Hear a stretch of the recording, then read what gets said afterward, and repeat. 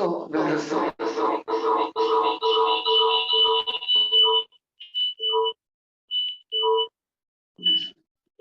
am muted here.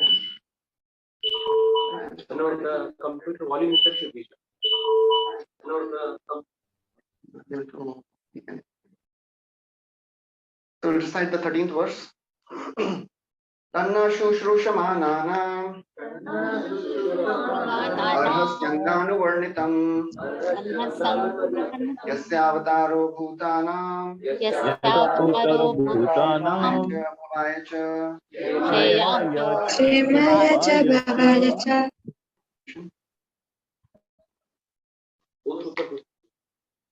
Also, the Goswami, we are eager to learn about the personality of Godhead and its incarnation.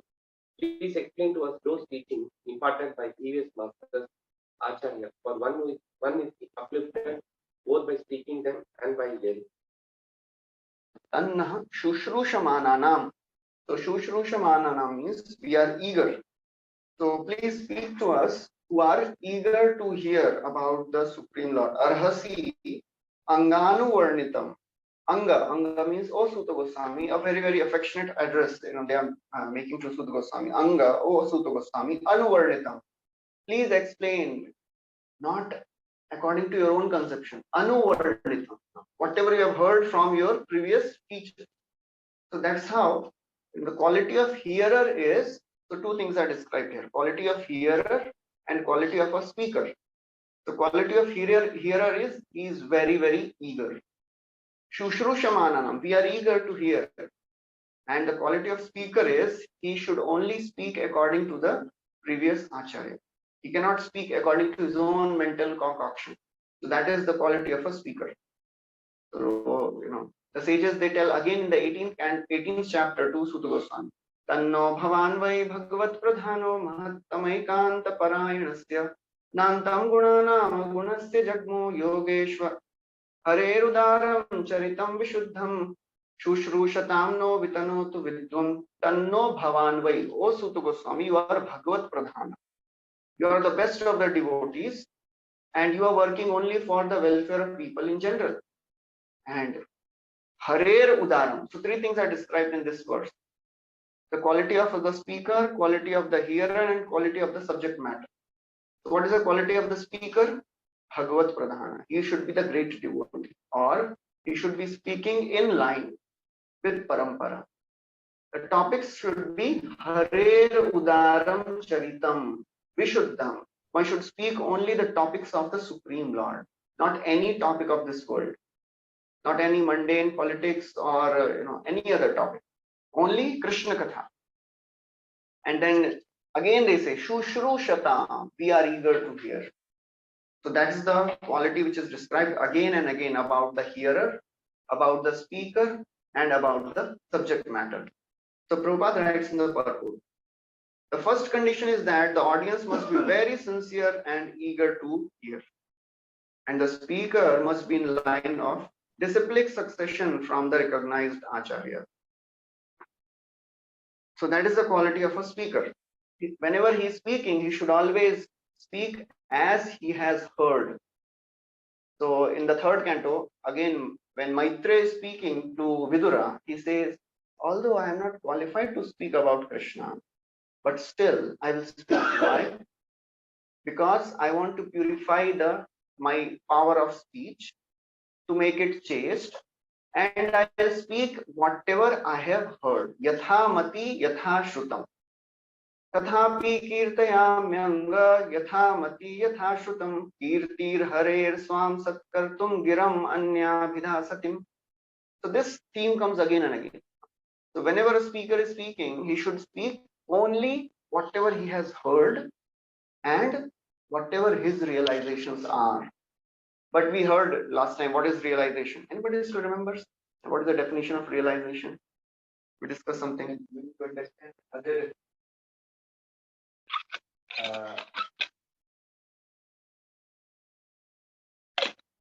Realization is when we experience something.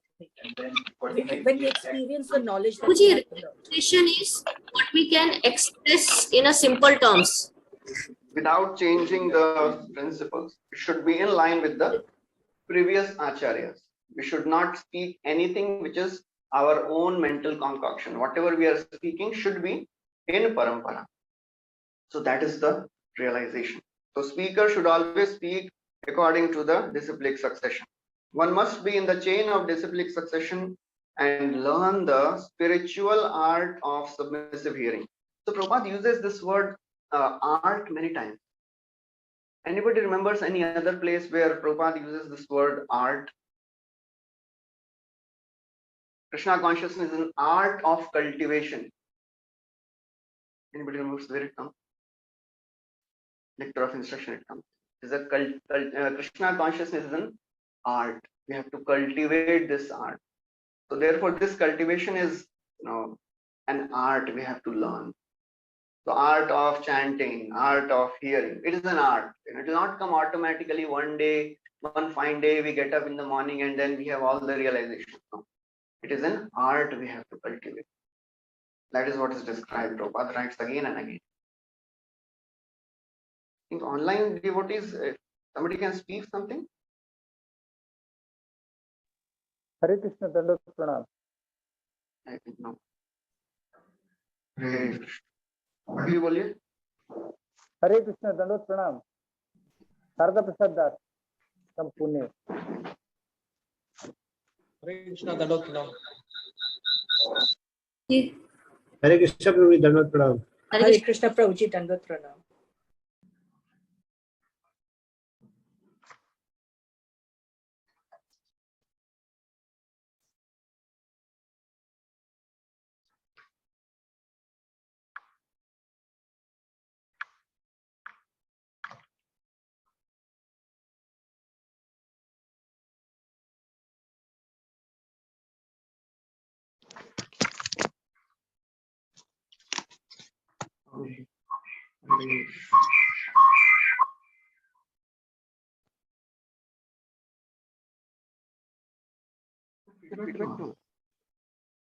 Both audio, in the beginning, the audio thing.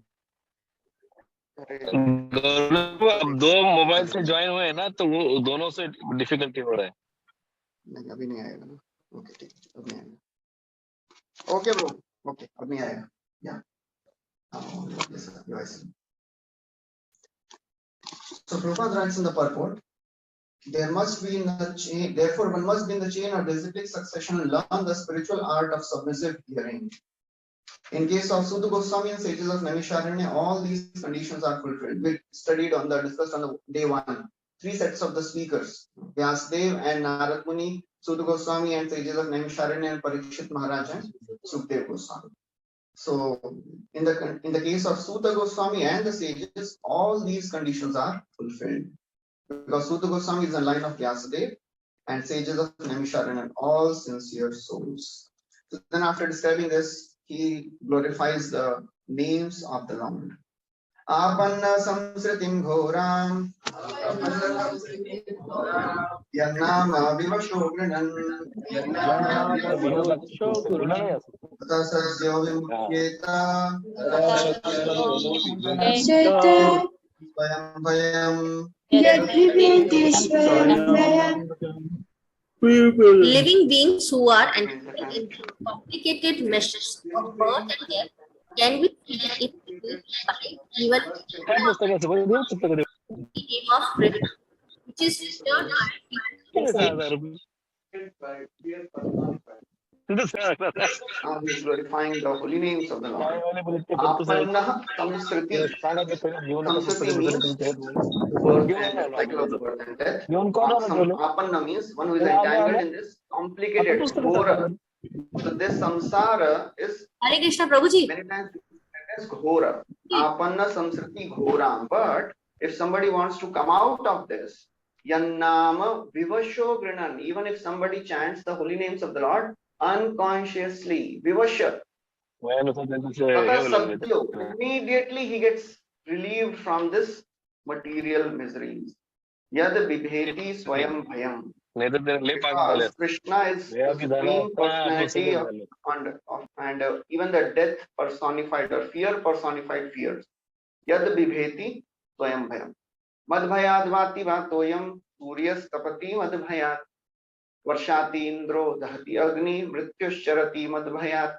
Kapila Devi is telling to his mother Vaibhav, electrical out shock of जसं my करतात fear, ना. wind is तरी blowing, त्याच्याकडे loan sun is घेतलं मी. rising, त्याला Indra is showering वेळ rain. Everybody in this ultimately world त्याला is म्हणलं fearful बाबा तुला of ऍडमिशन द्यावं I लागेल. factor, which पण is भाऊजी a आज मला phone reflection of the Supreme आला Lord. मित्राचा So therefore, UMQ Satyaha, मध्ये even if somebody is medical chanting कॉलेजला. unconsciously, मी any म्हणलं story, बाबा any बघ pastime आम्ही where ऑल somebody इंडियाचा फॉर्म chanted भरला. unconscious पहिले त्याला विचार and is liberated, ऑल इंडियाचा फॉर्म भरला तर फॉर्म जर आपण भरला असता ना हरे any कृष्ण other प्रभुजी, या वर्षी 100% samples ऍडमिशन होतं. प्रभुजी, in this pastime Prabhuji, about the power of the holy name. Prabhuji,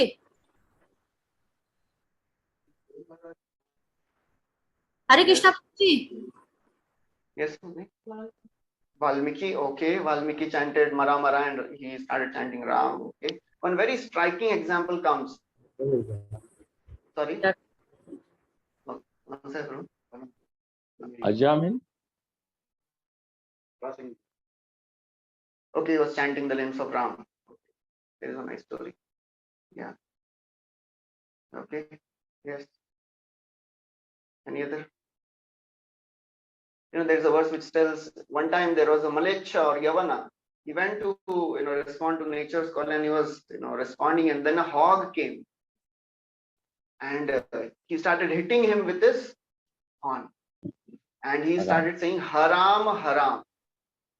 But because the Ha-Ram, there is a Ram in that, so he became liberated. Damstra hatev Malecho Harameti punah punah uktvapi muktimapnoti kim punah shraddhaya. He got liberated. So what to speak of if somebody chants consciously? So the holy names of the Lord are so powerful, even if they are chanted separately, Ha and Ra or Ra or Ma. So the word used is in the Vishnu Thakur writes in that section. If somebody is chanting Halam Riktam, he will get advantage of chanting Hari. Why? Halam mein Ha hai or Riktam mein Ri hai. So that's the power of holy names of the Lord. Even if Vyavahita chhadile na apna swabhav. That's what Viraj Goswami writes in Chaitanya Charitamrita. Even if they are pronounced separately, they will not lose their power.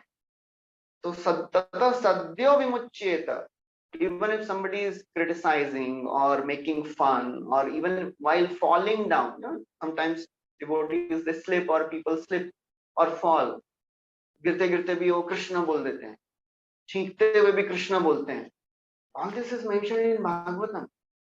Patita, Khalita, Bhagna, Shutva va vivasho grinan, Uktvapi muktimapnoti kim punah shraddhaya grinan. Khalita, while falling. Patita, Khalita means slipping. Patita means falling. Shutva, sneezing. So anyhow somebody is chanting, he gets the benefit. That is the power of the holy names of the Lord. And that's why a famous example is Ajamil. One of our devotees, now he's a very senior brahmachari in our temple, Sudama Prabhu. So he was a batchmate of Gaurang Prabhu from IIT. So now 25-30 years in temple, he was telling, in IIT, when devotees, they would come and one time they were chanting this Sankirtan on the road. And he made fun of the devotees. Hey log Hare Krishna le. Abhi tak bolte ho, mere ko bhari pad gaya ho. Because I made fun of devotees and I was trapped by the holy name. That's how holy name is so powerful. Anyhow, someone comes in touch with holy name, he will get benefited by that. So therefore, Prabhupada writes, Vasudev is the supreme controller of everything. There is no one in the creation who is not afraid of the Almighty. All the demons are also afraid. Everything is related to the Supreme Lord, and everything has its identity in the Supreme Lord. It is stated here that the name of Krishna is feared even by fear personified. So therefore, when in the Janal pastime, when Yamdutas they go to Yamraj, what did Yamraj tell to Yamdutas? Don't get me any of the devotees of the Lord. That is there. Apart from that, what else he told? किसके पास नहीं जाना है, किसके पास जाना है? He told something. Vaishnavas के पास, you should never go to Vaishnavas.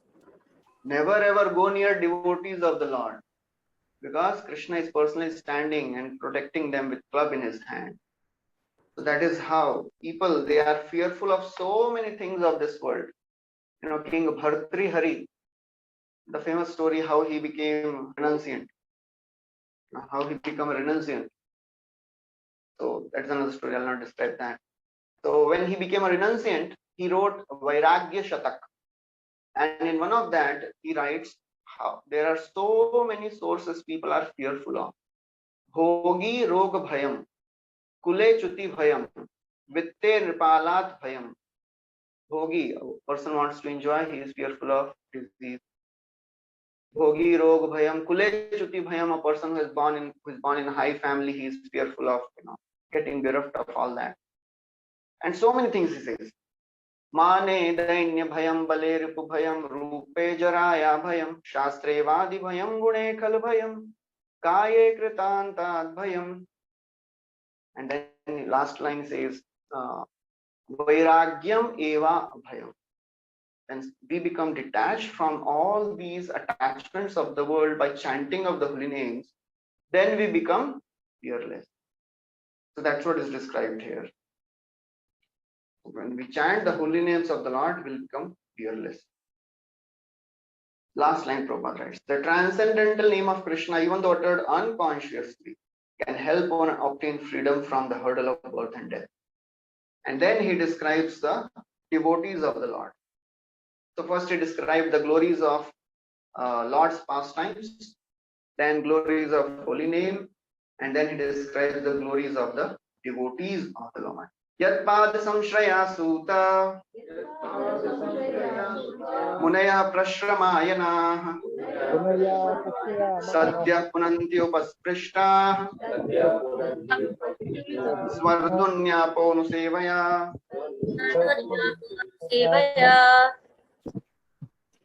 The translation. O Sutta, those great sages who have completely taken shelter of the lotus feet of the Lord can at once sanctify those who come in touch with them, whereas the waters of the Ganges can sanctify only after prolonged use. Yat pada samshraya sutta, O Sud Goswami, anybody who has taken shelter of the lotus feet of Lord, prashramayana. Prashramayana means they are absorbed in devotion to the Supreme Lord. Sadhya, so this word sadhya comes very many times. Sadhya, immediately, it doesn't take long. Immediately punanti, immediately one gets purified. Like swardhunya, but swardhunya ponusevaya. But if somebody takes bath in Ganga, it takes long time. Anybody remembers any bhajan? Same thing. By coming in association of devotees, one gets purified very quickly, but when somebody takes bath in Ganga, it takes a long time. Very famous bhajan. Yes. Pashate pavan, darshane pavitra karo, etomar. So after taking bath in Ganga for a long time, one gets purified, but just by taking darshan of the devotees. So that's what Parikshit Maharaj tells about Shukdev Goswami when he meets him. It comes in the 19th chapter. Yesham samsmaranat pumsa. Just by remembering the devotees, one gets purified. Sadhyo shuddhanti. Sadhya, immediately. So this word comes many times. Immediately. It doesn't take much time. Yesham samsmaranat pumsam sadhyo shuddhanti vaigrihat kim punar darshana sparsha padasauchashanadi. What to speak of if somebody gets a chance to take darshan, just by remembering one gets purified. What to speak of if one gets to have darshan, touch the lotus feet of the Lord. Darshan sparsha pada shauchashanadihi, and washing the lotus feet of the Lord. So that is the glory of the devotees of the Lord. And again, because the glories of the devotees are described, such and so much that Lord himself tells, in the pastime of 4 Kumaras. It comes in the 3rd canto. So he is telling to 4 Kumaras, I have become so powerful because I am taking the dust of my devotees' feet on my head. And that's why Lakshmi is not leaving me. Yat sevaya charana padma pavitra renu satya shatakhil malam pratilabdha shilam na shri virattim apimam vijahati yasya preksha lavartha itare niyaman vahanti. Yat sevaya, because I am serving the lotus feet of my devotees. I am taking their dust on my head. Therefore, I have become so powerful that I can destroy all the sins. Sadhya, I mean, it's again the word Sadhya. Krishna is using the word Sadhya. Sadhya Shata Akhila Malam. I can purify all the sins because I have put dust of devotees on my head. And that's how Lakshmi is not leaving. And that's Lord's humility. And Kumaras later they clarify, no, it is not the case. But that's the mood Lord has. So that's the mood we should also have.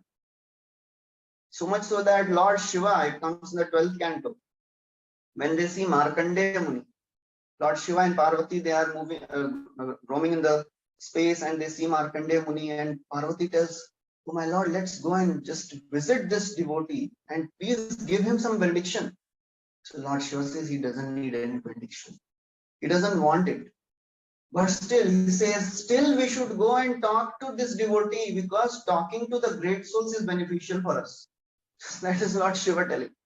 Athapi samvadishyamo bhavani etena sadhuna ayam hi paramo labho nrinam sadhu samagama.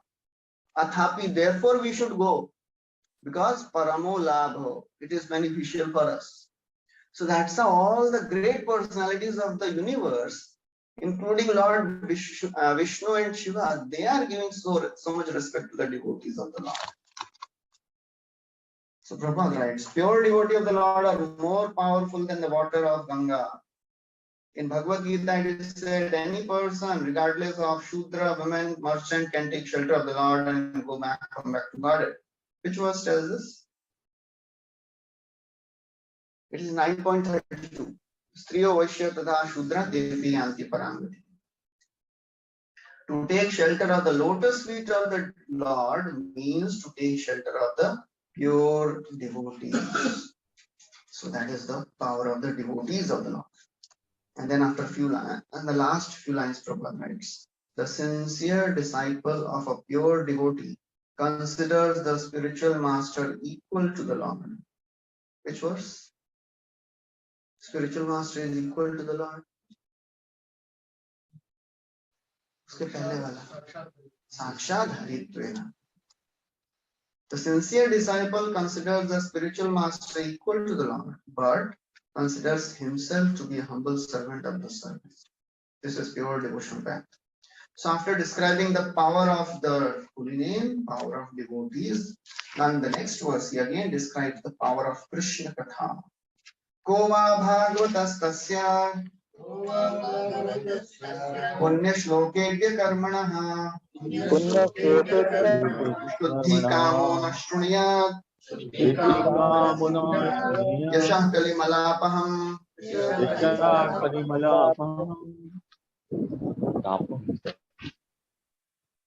Translation. Who is there desiring deliverance from the vices of the ages of God?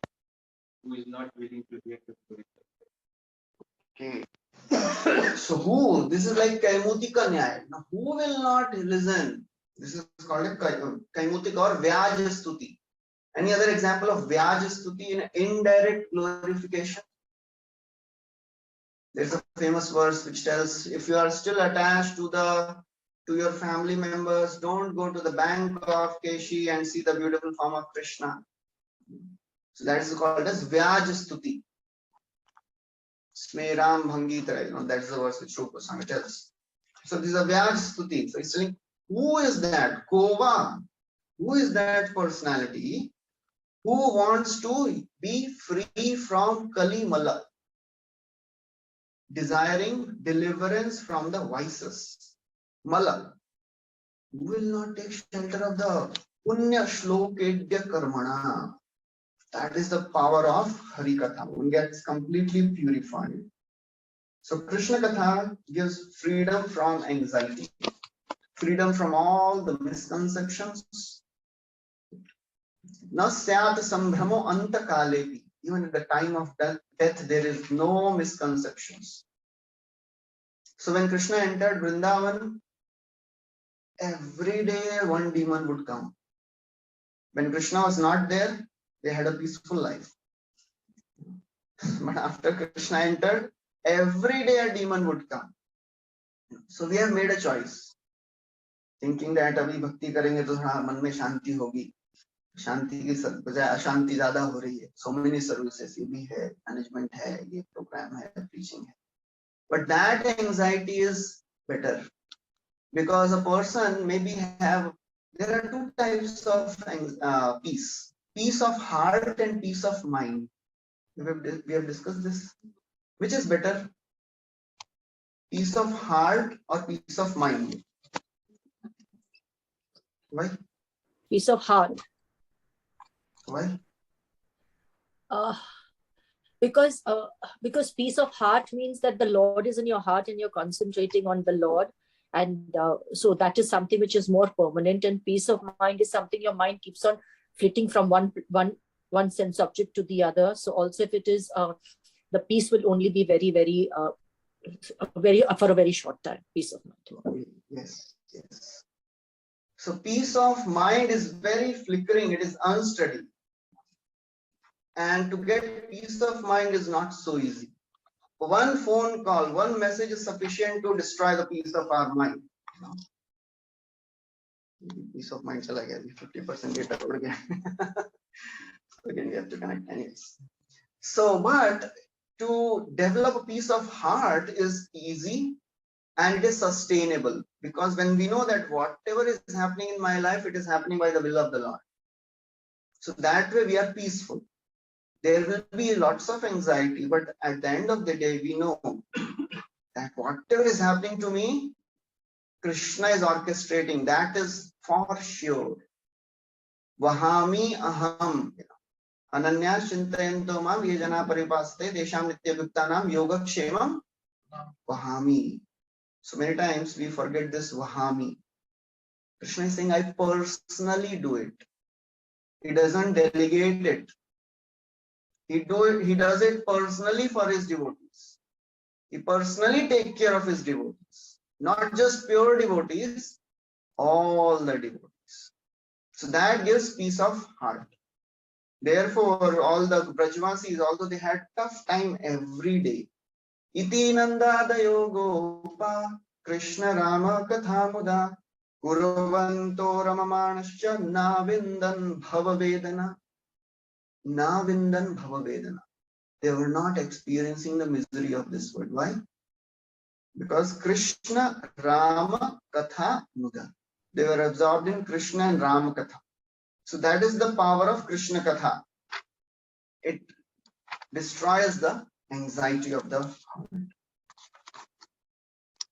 So Prabhupada writes in the purport, after a few lines, the leaders of the people are very much anxious to live in peace and friendship, but they have no information of the simple method of hearing the glories of the Lord. They want Ram Rajya without Ram. It is not possible. On the contrary, such leaders are opposed to the propagation of the glories of the Lord. In other words, foolish leaders want to completely deny the existence of the Lord. In the name of secular state, such leaders are enacting various plans every year. But by such insurmountable intricacies of the material nature, all their plans are frustrated. So therefore, Prabhupada writes in the last line, if we want actual peace, we must open the road to understanding of the Supreme Lord Krishna and glorify Him, as described in Srimad Bhagvatam. So that is the power of Krishna Katha. So Brajvasis, they have set a high standard. When problems came, they always went to Krishna. They never blamed Krishna. Jab se aaya, tab se problem hai. They didn't tell Nand Maharaj, you go somewhere else. Let us live peacefully. And even in Govardhan Leela, when Indra started showering rain, they didn't go to Nanda Maharaj still and didn't tell him that, oh, now we are going because of you, because you listened to your son. No. Still they went to Krishna only. And Krishna, he speaks a nice verse there. He says, Tasmat Masharanam Goshtam Mannatham Matparigraham Gopaye Swatmayogena So Ayam Me Vrat Ahita. These are very hope-giving verses. Krishna is telling that Tasman Mat Sharanam. These devotees, they have taken my shelter. Mat Goshtam, they are my family. They have considered me to be their master. Mannatham. Therefore, I will protect them for sure. Why? Vrat liya maine. So I am a vrata. I have taken a vow to protect my devotees. So I'll protect them. So that is the consciousness of Krishna. So when we are conscious of, one time Gaur Gopal Prabhu, he was telling in one of the classes, Krishna consciousness means we should be conscious of Krishna's consciousness. How Krishna thinks, how he feels for his devotees. That makes us peaceful, that he is ready to go through so much just to protect his devotees. So that is how we have to understand. So now after this, they ask the fourth question. Explain the creation pastime. That is the Purushavatar Katha. Tasya karmani udarani parigitani suribihi bruhina shraddhananam Leelaya dadatta kala.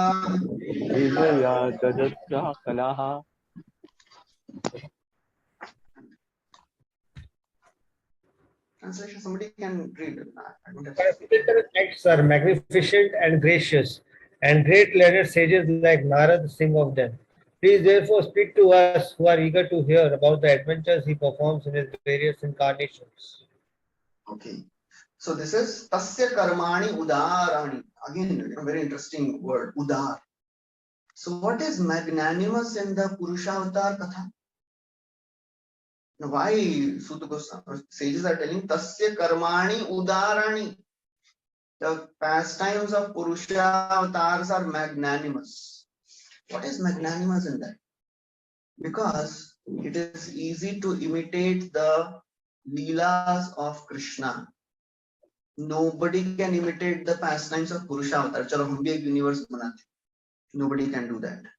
So therefore, that is the magnanimity of the Lord, that he is displaying such pastimes and establishing himself as the supreme, so that nobody will get confused. Okay, who is the Supreme Lord? So therefore, Udara, these pastimes are magnanimous because they are for the welfare of people, so that nobody can claim that I am also God.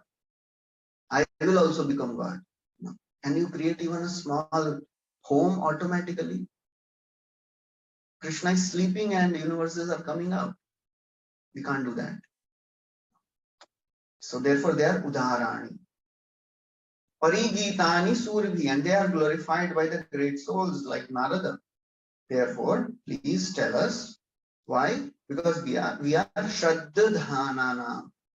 One more quality which is required to hear the pastimes of Purusha avatars is Shraddhadhanana, because when we hear Mahavishnu has a gigantic body and from the pores of Mahavishnu universes are coming out.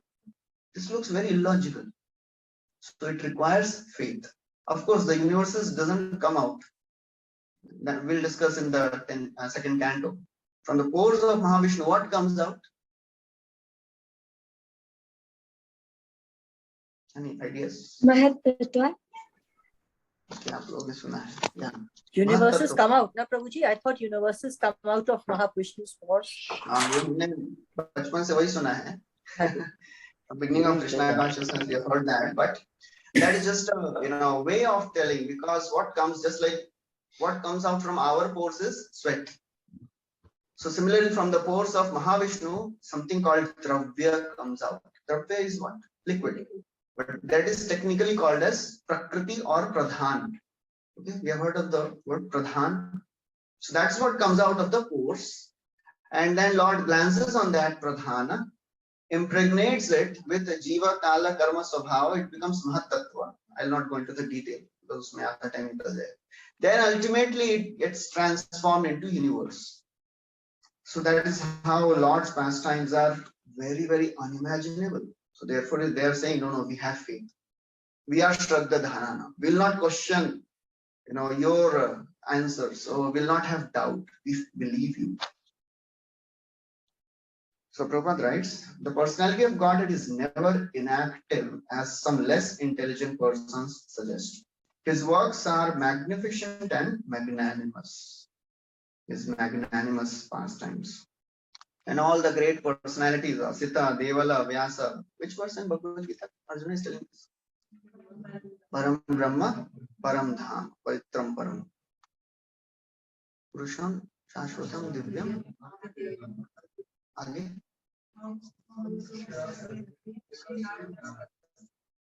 Asita, Devala. Yes. Okay, so I'm checking. So Prabhupada writes, these creations are full of opulence, beauty, and knowledge, both material and spiritual. The material creations are manifested for some time and as perverted shadows of the spiritual kingdom like cinema. Prabhupada gives a very relevant example, cinema. When we enter theater, what happens first? There is complete darkness. That's what happens when a living entity enters the material world. His knowledge is covered by ignorance. That is called as which Shakti? Covers. Avarana. Yes, Avaranatmika Shakti.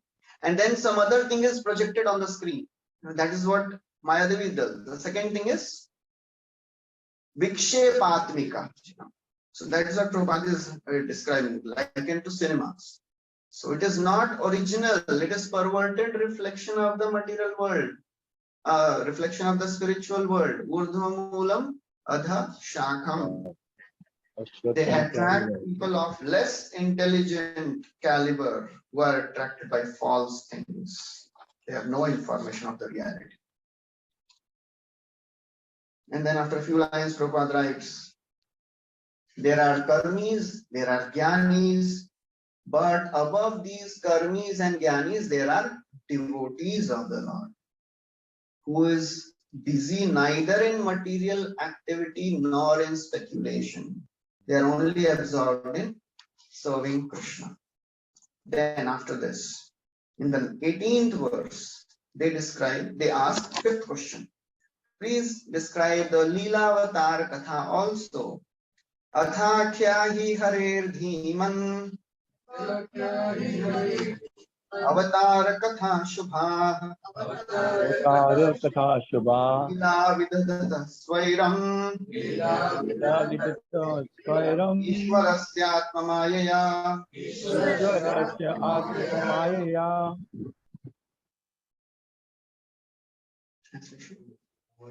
O wise Sutta, please direct towards the translative pastimes of the Supreme Godhead's multi incarnations. Such auspicious, adventurous, and pastimes of Lord are performed by. Okay, so please describe us the various Leela avatars. Now, after asking all these questions, again they are expressing their eagerness to hear. Please explain in detail. Vayam tuna vitrepyama uttama shloka vikrame Uttama shloka vikrame yashritvatamra sajnanam yajyutamra sajnanam swadu pade pade swadu pade pade. We never tire of hearing of transcendental pastimes of personality of Godhead, who is glorified by hymns and prayers. Those who enjoy association with him relish hearing of his pastimes. Okay, so this is a very, very important verse, and this theme comes again and again. Every year of Bhagavatam keeps inspiring the speaker. We are not tired. So this is what All the sages are telling, we are not satisfied. Please speak. Vayam tu na vitripyama. Vishishta rupen se tript nahi hue. We are not satisfied yet. Uttama shloka vikrame. Please don't think that we have become satisfied hearing the pastimes of the Supreme Lord. Uttama shloka, who is glorified in choicest poetry. Yash Shrindvatam, because the continuous hearing of such pastimes, it is always nectarian. Rasa Jnanam, a person who knows how to taste these pastimes, he will never be tired of hearing them. A person who doesn't know how to relish these pastimes, he will be tired soon. It's like a person who doesn't know how to eat jackfruit. He'll be tired, just peeling off that jackfruit, and he'll get frustrated. It's all mess. So therefore, a rasagya who knows how to get that rasa from these pastimes, he will never leave these pastimes. Because devotees of the Lord, they are the seekers of essence. They are rasagya. Satamayam sarabhritam nisargo yadarthavani shruti chetasamapi. Pratikshanam na vyavadachyutasya yat striya vitanam iva sadhu varta. Satam, the devotees of the Lord, they are sarabhritam. They are the seekers of essence. With their artha, vani, shruti, chetasa. With their wealth, with their mind, words, consciousness, what are they doing? Pratikshanam, every second they are hearing. They are never satiated, just like a person who is materialistic, who is lusty. He never gets satiated hearing the topics of women. Pratikshanam nabbevar, topics of women are always new for that person. Striya vitanam iva sadhuva. Similarly, for devotees, the pastimes are always new. We never get bored. Same Narasimhadev pastime. We last year to sunata, same pastime. No, even if we hear every second, we'll never get bored of it. So that is how the devotees of the Lord are. Swadu, swadu, pade, pade, every step. So Vishwanath Chakravarti Thakur writes, let us continue to hear about the activities of the Lord. Or the sentence can be, it is not in the purport. I'm reading from Chakravarti Thakur's purport. Or the sentence can mean, let others be pacified, but we are not pacified. We will never be pacified. This is indicated by the word tu. Vayam tu. Tu means others may be satisfied by hearing all the other pastimes. We are not satisfied.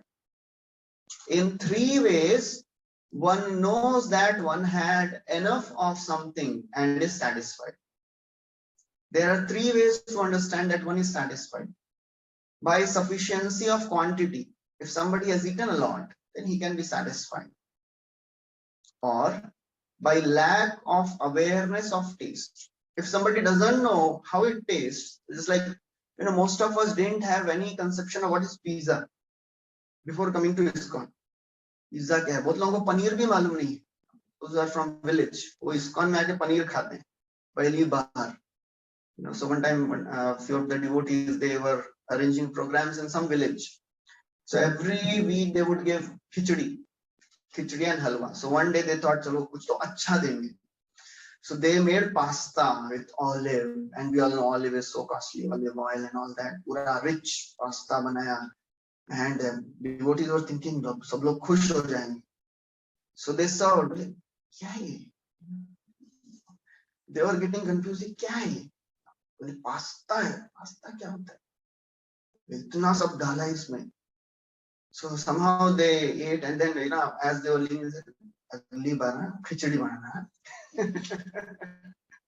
Because they have no taste for that pasta. So lack of awareness of taste gives one satiation. मालूम ही नहीं है क्या taste है, तो one becomes satisfied. बस हो गया. But a person who knows what is pasta, what is pizza, he will be eager to eat that. Or it's like youngsters, if you tell them pasta, they'll be more than happy to come and eat. So if somebody is not aware of the taste, he'll be satisfied. And third, he says, by lack of relishing the object. So first is sufficiency of quantity. Second is lack of awareness of the taste. And third is lack of relishing the object. So the sages say all these things are not there in our case. We are not satisfied with quantity or chahiye. Please, you keep speaking. That's what Parikshit Maharaj also tells to Shukdev Goswami in the beginning of the second canto. After he speaks, he gives answer to all these questions. He says, you keep speaking. And then he speaks the same thing in the 10th canto beginning also. So 4 days have passed, he has not eaten anything, he has not drunk anything, but still. Naesha atidusakshun mam tyaktodam apibadate pibantam tonmukham bhoja chutam harikathamritam. This is 10th canto, first chapter, I think 9th or 10th verse.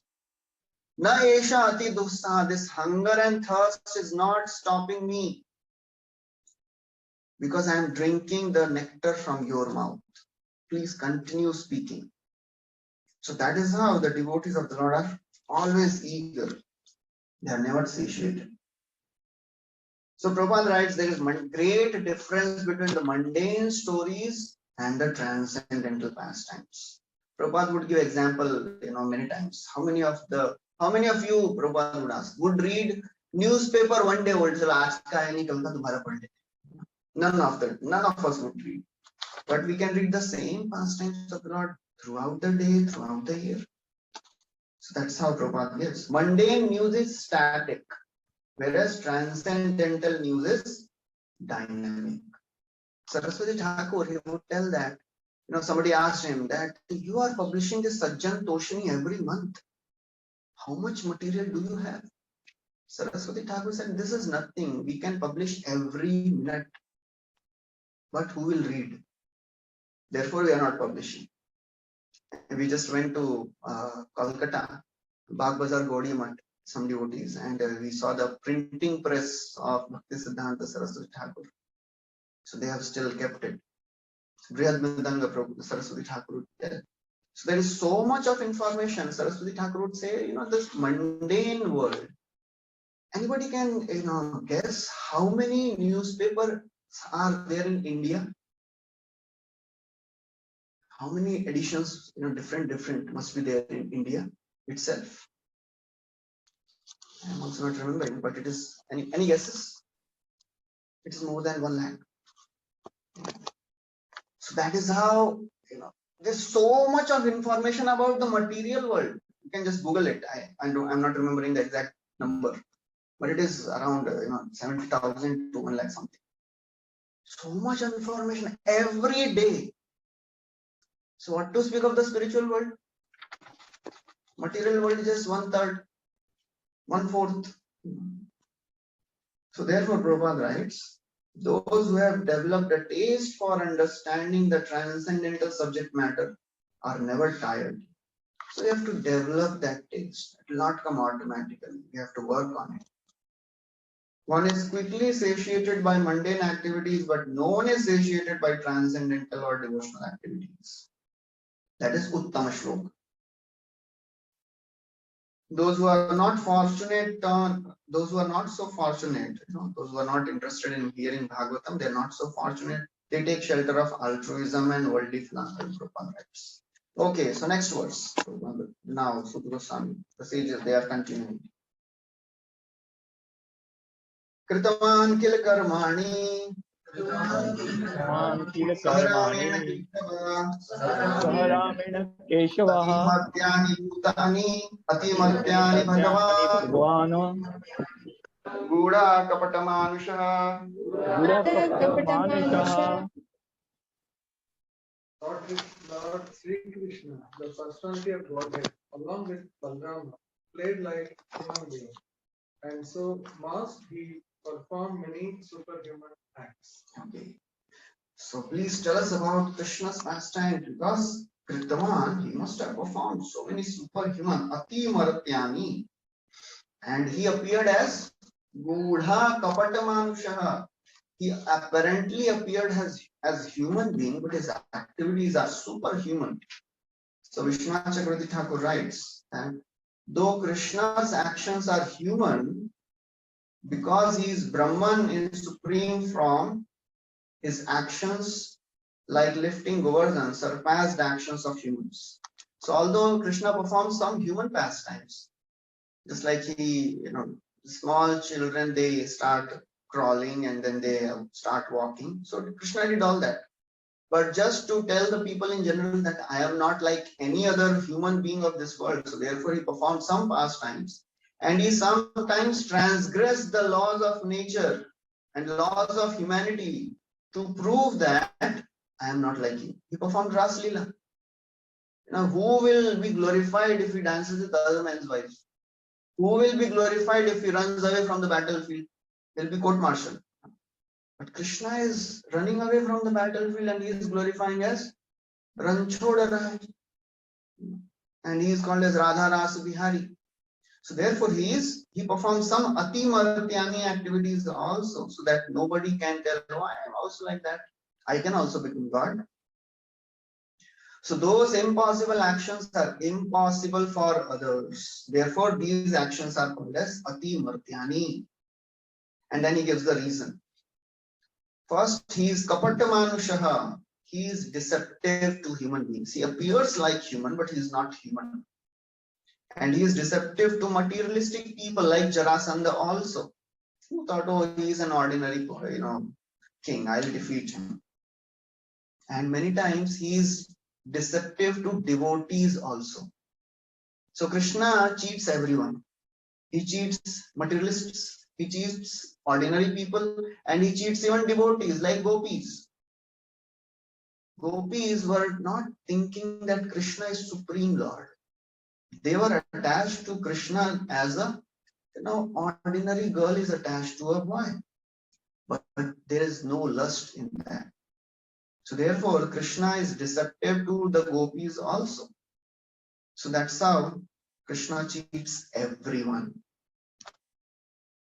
That's what Chakravarti Thakur writes. Prabhupada writes, the doctrines of anthropomorphism and zoomorphism are never applicable to Krishna. Anthropomorphism means, oh, Krishna looks like human, that means he's a human. He looks like an animal, that means he's an animal. No, it is not like that. He appears as a varaha. He appears as fish. He's not a fish. He's not a pig or boat. No, he's still the Supreme Lord. Because some people, they say, oh, by dint of penance, one can become God. One time, Ravindra Swarup Prabhu, he was running one of the temples, and one of the Mayavadi groups, they had advertised, and they had put posters everywhere. Jesus meditated and became sacrifice divine. Krishna meditated and became love divine. Buddha meditated and became something divine, they say. And you meditate, you will also become the supreme divine. That was the poster, being circulated. So Ravindra Swarup Prabhu, he went to this place, and all the Mayavadis, they were giving big talks that how by meditating you can become God. So Ravindra Swarup Prabhu, he got up at the end and he said, you are telling that by meditation you can become God. What when did Krishna get time to do meditation? When he was just few days old and he killed a demoness Putana. So these Mayavadi said, words. You have to go beyond the words. So Ravindra Swarup Prabhu said, you are speaking 2 hours and they were words. And everybody should believe those words. And when I am speaking, you are saying these are words, you should go beyond the words. That's how Mayavadis are expert in word jugglery. So therefore, Prabhupada was very much against these Mayavadis. So that's what Prabhupada is writing. The theory that a man becomes God by dint of penance and austerities is very much rampant nowadays. There are many so-called yogis and jnanis who tell we are God, but it is not possible. And then after a few lines, Prabhupada writes, some people, they become God by popular vote. One famous personality, he was asked one time that, are you God? He said, no. That all your devotees, they are telling you are God. Why are you not telling them? So he says, I don't want to break their sentiments. So that's how, popular vote. Everybody is calling me God, so why should I, break their sentiments? Let them call me God. That's what Prabhupada writes here. They become God by popular vote. Krishna was not that type of incarnation. He was God even from the very beginning of appearance. Janma karma cha me divyam, Prabhupada writes. Okay, so now after this, the next 21st verse. Kalimagatamaghyaya Kshetresmin Vaishnave Vayam Asina Dirgha Satrena Kathayam Sakshana Hare. Knowing well that the age of Kali has already begun, we are assembled here in this holy place to hear at great length the transcendental message of Godhead. In this way, perform sacrifice. Okay. So all the sages, they are aware that now Kali Yuga is coming. So therefore, in this Kshetra, we have assembled Vaishnave Vayam. So we have assembled to hear from you Kathayam Sakshana Hare. So we have assembled to hear at great length Dirgha Satrena. Earlier they had decided to perform a Dirgha sacrifice, but now they have understood that that is of no use. Now they have resorted to Dirgha Satrena Kathayam Hare. So at great length we want to hear the transcendental message of the Lord, and that is a sacrifice. So in Kali Yuga, the only sacrifice is the holy names of the Lord. That is the only thing which works here.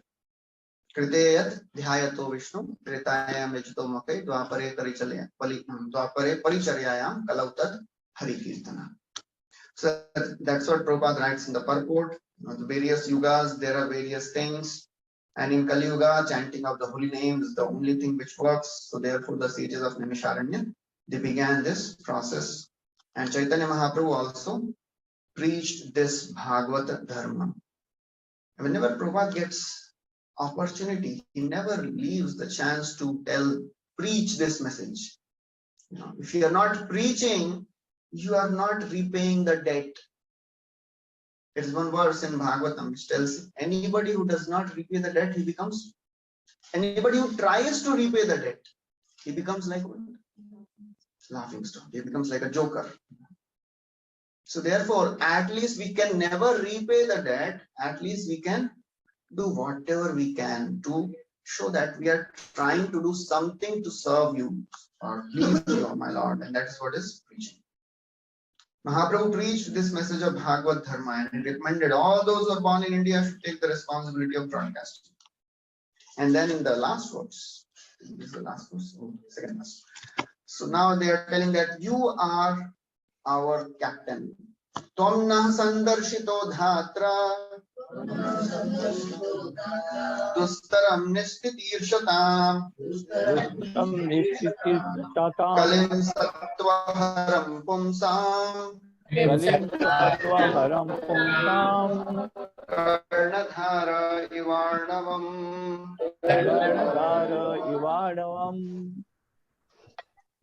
We think that we have met you.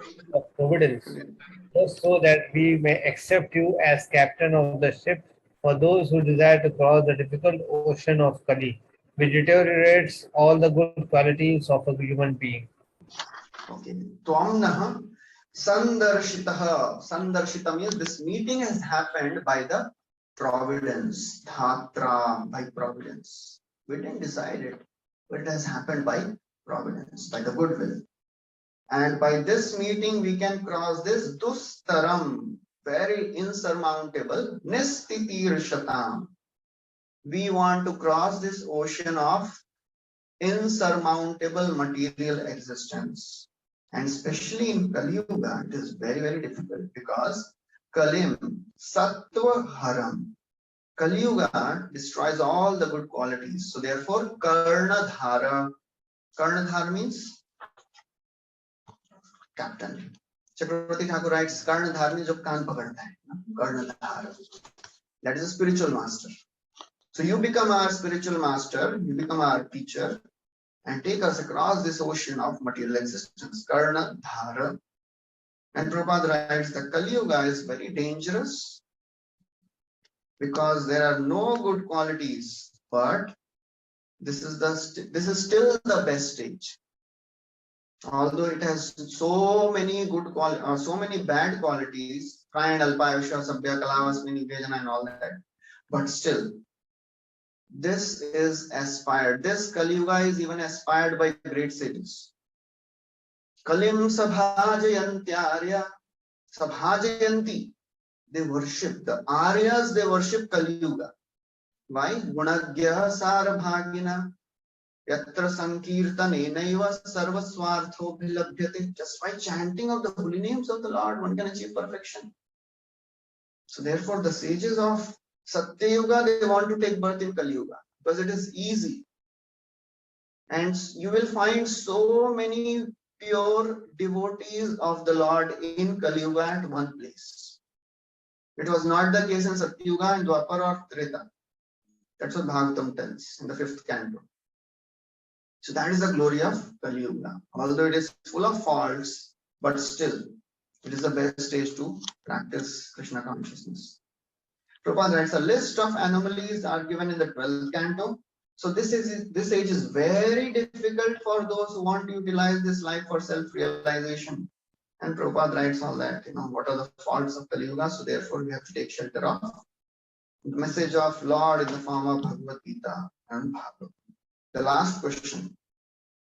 Bruhi Yogeshware Krishne Brahmanye Dharma Varmani Swam Kashtha Madhunopete Dharma Kam Sharanam Gataha.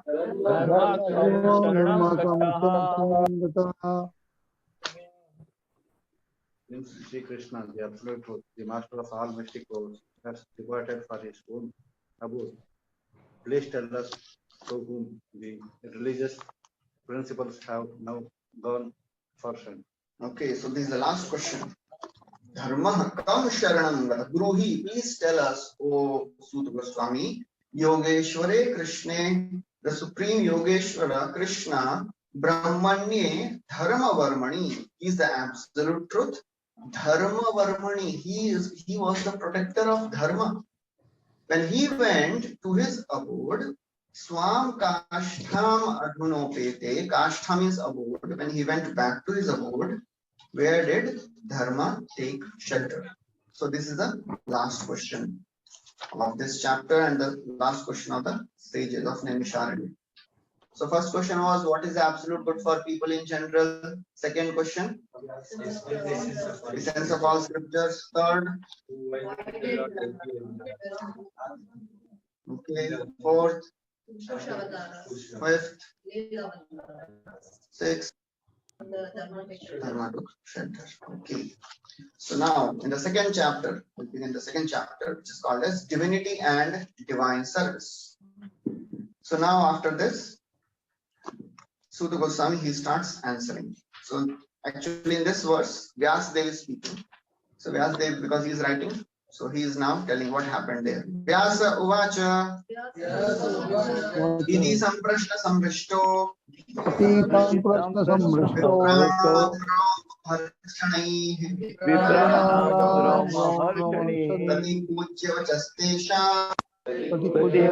Vachastesha Pravaktam Upachakrame.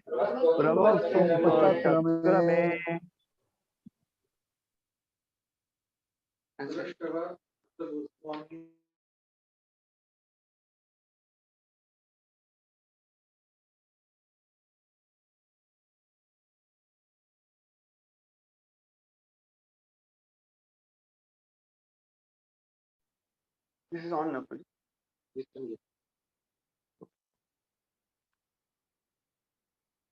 Iti samprashna samrishto. So this is another very interesting thing. So whenever questions are asked, the speaker becomes very satisfied. One time Prabhupada was there and giving a talk to some of the life members, and then after the class he asked, anybody has any questions, and nobody asked. So Prabhupada later said, they didn't ask questions. I was not happy. So therefore, whenever questions are asked, then the speaker becomes happy because he gets a chance to speak about Krishna. And that is what Brahmaji tells in the second canto. When Narad Muni asks him that, I think you are the supreme. Narad Muni is telling to Brahma, because you are creating this universe, you are maintaining it, and you are destroying it, just like spider. Urnanabhi ivaklamaha. Urnanabhi. Anybody has seen spider spinning the web? Everybody. Anybody has seen spider winding up its web? There's a video I have. I'll show next time. So spider is the entity which is glorified in Bhagavatam as a self-dependent entity. Spider doesn't need anyone's help to make the web. It uses its own material, right? Own saliva, own intelligence, own strength, and winds it up also. So Narad Muni asks, I think you are the supreme. You are making this creation, you are maintaining it, you are destroying it. I think you are the supreme. But there is one doubt I have. If you are creator, you are everything, why are you meditating? Because I see you are meditating also. So Brahma becomes very satisfied. Samyak karunikasthedam vatsate vichikitsitam yadaham chodita saumya bhagavad virya darshane. Samyak, what a wonderful question you have asked. Karunikas, you have shown mercy on me by asking this question. Why? Yadaham chodita saumya. You have inspired me. Chodita means you have inspired me to speak about Bhagavad Virya, to speak about the glories of Krishna.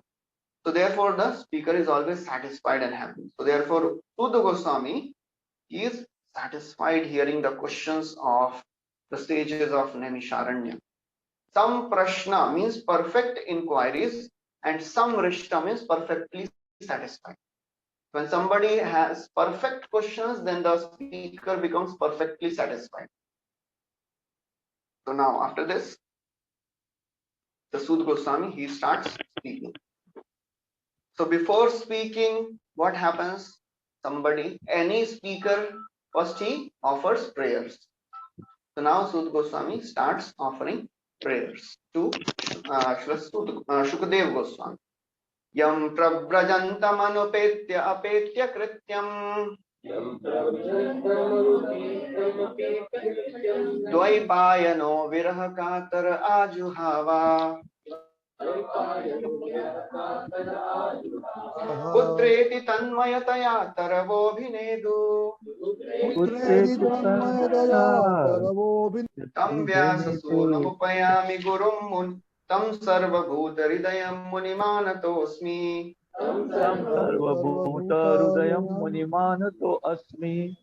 Sri Sutta Goswami said, let me offer my respectful obeisances unto that great sage, Sukadev Goswami, who took the hearts of all.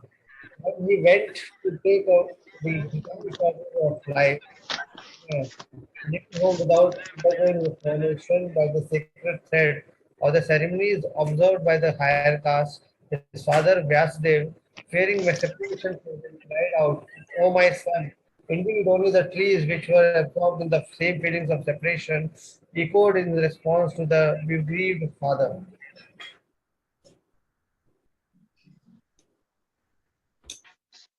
I'm audible to everyone clearly online?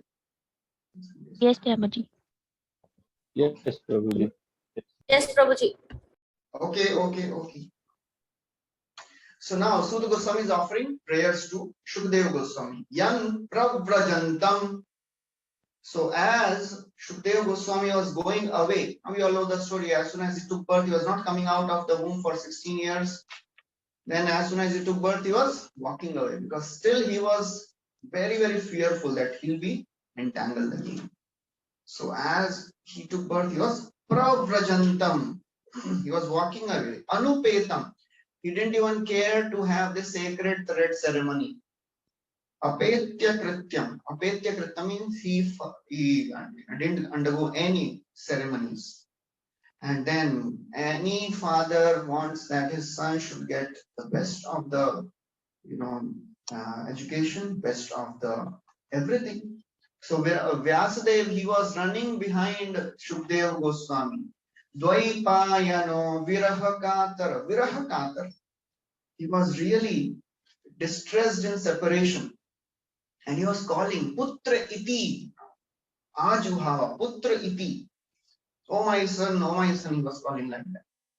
Tanmayataya, he was absorbed in his own son. But interesting thing is, only the trees responded. Taravo bhinedu, because that echo was coming from the trees. Taravo bhinedu. So why should they, Sudha Goswami is offering such prayer, and how does it relate to his prayer? This pastime and his prayer. So he's saying, when Vyasadeva was speaking, oh my son, please come back, come back. So Shukdev Goswami entered the trees, and the trees replied back, will not come, I'll not come back. So he's saying Shukdev Goswami had the power to enter even the inanimate trees. So let that Shukdev Goswami enter my mind, enter my heart, and inspire me to speak about Krishna. So that is the meaning of this prayer. So Vishnu Chakravarti Thakur writes, Vyasa called out the words, O son, but not only his father had great affection for him, even the trees lamented. Being completely attached to Shukdev, the trees, since they were facing him, called out in the form of echoes, O son. When a person is attached to something, he is said to be Tanmaya. So therefore, Sudha Goswami is offering prayers to Shukdev Goswami. And in this verse, 3 qualities of Shukdev Goswami are mentioned. First, he can enter the hearts of all. Second, he took to the renounced order of life. Third, only the trees which were absorbed in the feelings of separation echoed. So Shukdev Goswami had the power to even enter the trees.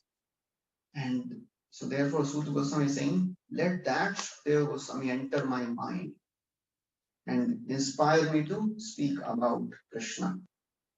So therefore the pure devotees, they can enter the hearts of all the living beings. They can inspire each and every. That's why even when the pure devotee, even if they smile, everybody is satisfied. Anybody remembers any pastime where a devotee is offering some prayers and Krishna is responding with a smile? A series of prayers are spoken by a devotee, and how does Krishna respond? He just smiled. Kunti Maharaj. Kunti. He just smiled. When Krishna entered Dwarka, it comes in the 10th chapter. All the devotees, they offered prayers and Krishna just smiled. Prabhupada writes that smile is the greatest reciprocation of Krishna.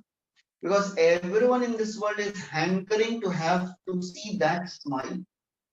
Actually, we have this experience, and we love someone and we want to serve that personality. And when that person is satisfied, that smile on that person's face gives happiness. And that's how all the devotees, Prabhupada disciples, they would tell. Just to see a smile on Prabhupada's face, they would do anything. So that is how pure devotees are. Whatever they do, they attract minds of people. So much so that one time at one place, Prabhupada was having a press conference, and devotees, they had brought orange for Prabhupada. And Prabhupada was eating oranges, and there was a dustbin kept in a distance.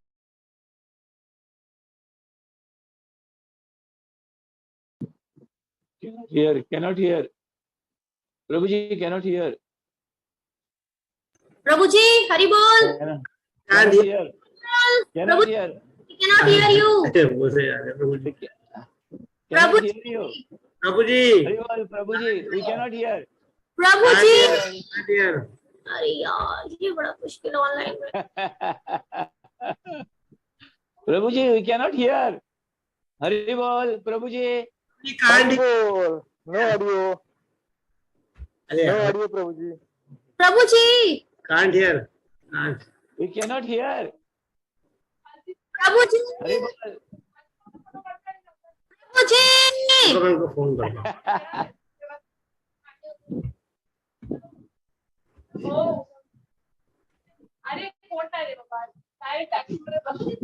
Prabhuji cannot hear.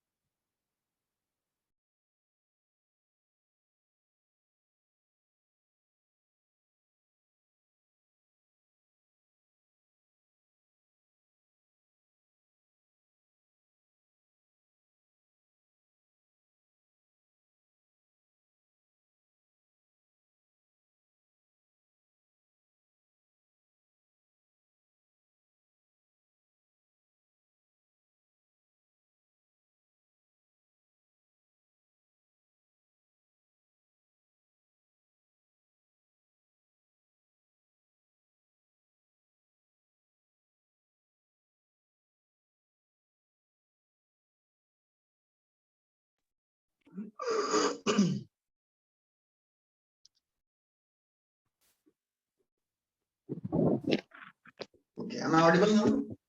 अभी आ गया. अभी तक क्या हुआ समझा ही नहीं. Yes प्रभु जी बीच में चला गया था आवाज हाँ. Yes, yes.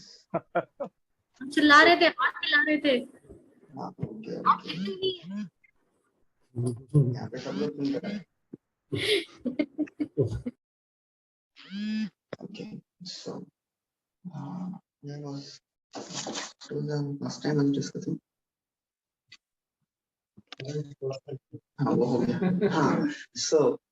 So devotees, because they actually care for others, that's why they can enter the hearts of others. So when we care for somebody, we actually feel for that person. So one time Prabhupada was coming from a very successful program and all the devotees were happy. And Prabhupada was in a car and he was looking outside in a window and he was looking at the skyscraper building, and some devotees, they saw that Prabhupada is crying. So everybody was surprised. They thought the program was good and everything was nice. Why Prabhupada is crying? So they asked Prabhupada, what happened? Is everything all right?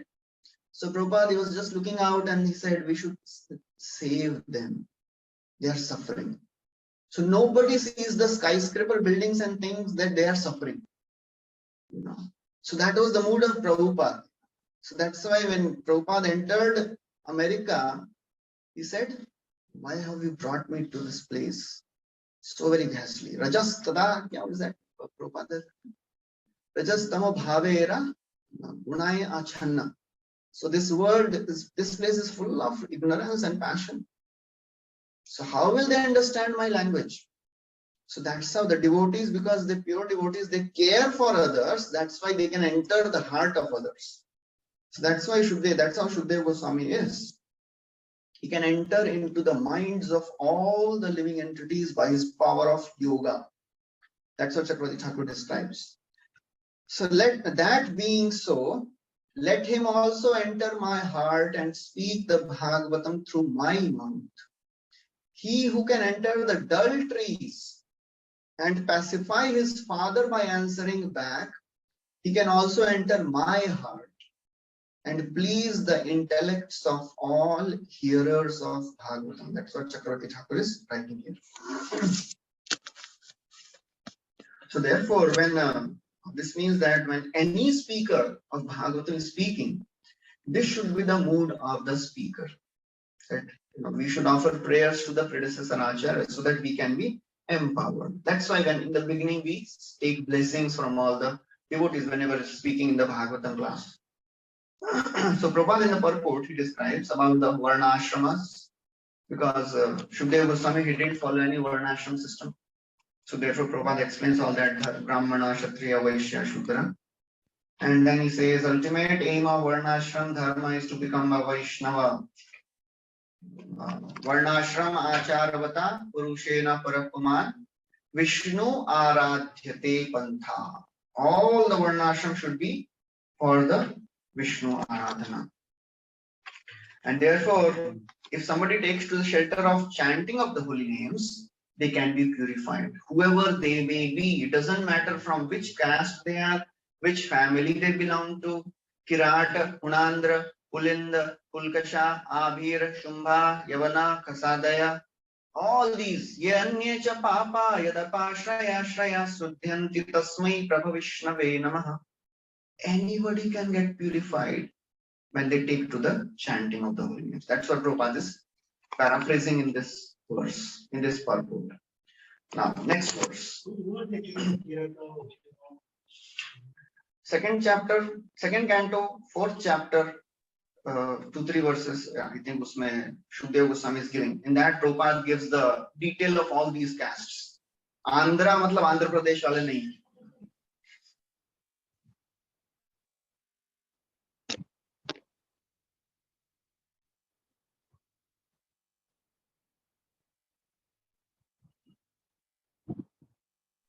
Prabhuji, your mic is muted.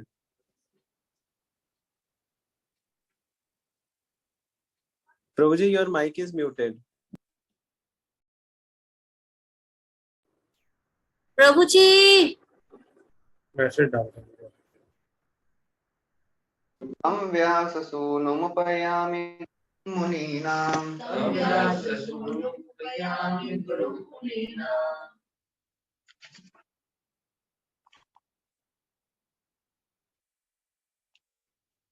Anybody? Let me offer my respectful obeisances unto him, Sukha, the spiritual master of all stages, the son of Vyasadeva, who out of his great compassion for those lost materialists who struggle to cross over the darkest regions of material existence through this Purana, supplement to the Vedas, the cream of Vedic knowledge after being personally assimilated by. Okay, so the first verse described 3 qualities. Now in this verse, another 3 qualities are described. Swanubhavam. Swanubhavam means he has assimilated. He has self-assimilated. He is not just heard, he has assimilated from whatever he has heard from Vyasadeva. So there is one thing to hear, other thing is to assimilate. That means to practice. That is called Swa Anubhava. He himself has experienced all whatever he has heard it. For most of us, whatever we have heard is just theory. Many times we experience very little of what we hear.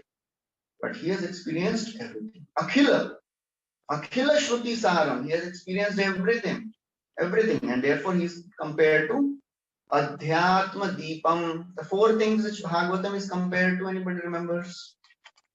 Bhagavatam is compared to lamp, sun, Mohini Murti, and fruits.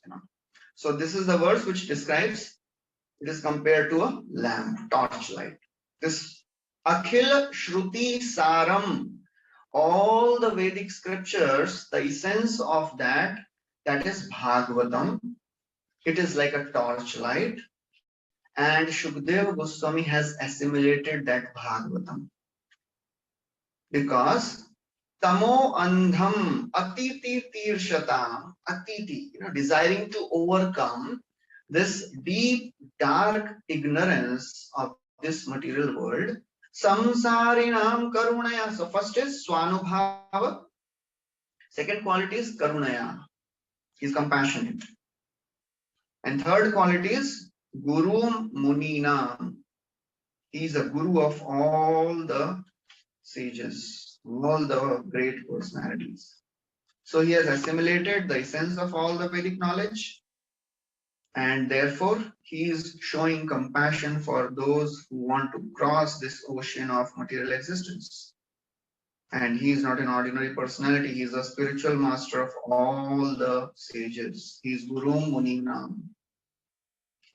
So therefore, Sudha Goswami is telling that Shukdev Goswami, he is so very compassionate. That is attractive to Sudha Goswami. Somebody may be very, very learned, but if he is not compassionate, he will not give that knowledge to others. Just like when Gajendra is offering prayers, he offers one beautiful prayer. Matrik prapanna pashupasha vimokshanaya muktaya bhuri karunaya namolayaya. So this is very, very interesting verse. He says, "Oh my Lord, I am bound in this pashupasha. You are muktaya. So therefore you can liberate me." So Lord may say, "I am muktaya, but why should I liberate you? Because you are bhuri karunaya. You are always merciful." Lord may say, "Okay, I am bhuri karunaya, but I don't feel like liberating you now. I am lazy." No, you are alayaya. Muktaya, bhuri karunaya, alayaya. You are not lazy. You are very active to protect your devotees. So therefore, this quality of compassion is foremost. Because Shukdev Goswami is presenting this Bhagavatam in such a way that anybody can relate to it. A child can also relate to it. A person who is troubled in this material world can also relate to it. And an intelligent scholar can also relate to it. That is the power of Bhagavatam. Soham nrinam shulla sukhaya dukkham mahadgatanam viramaya tasya pravartaye Bhagavatam Puranam. That's what Vidura is telling to Maitreya. People in the world, they are suffering. They want happiness, but they get very little happiness. Mahat dukh, lots of pain. But they can't understand why this is happening. So for the welfare of people in general, Soham nrinam shulla sukhaya dukkham mahadgatanam viramaya pravartaye Bhagavatam Puranam.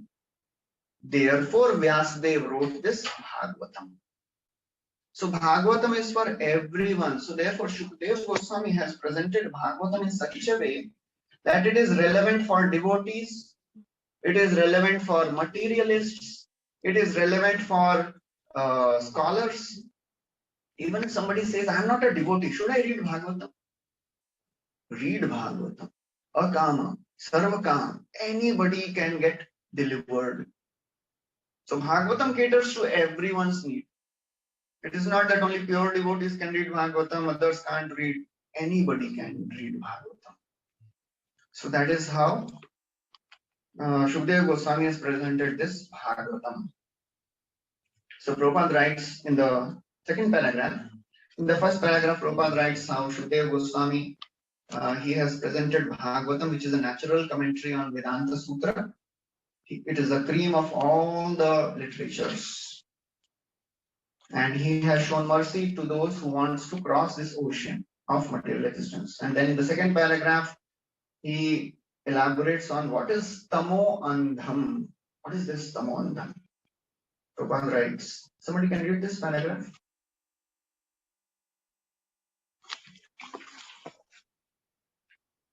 Second paragraph.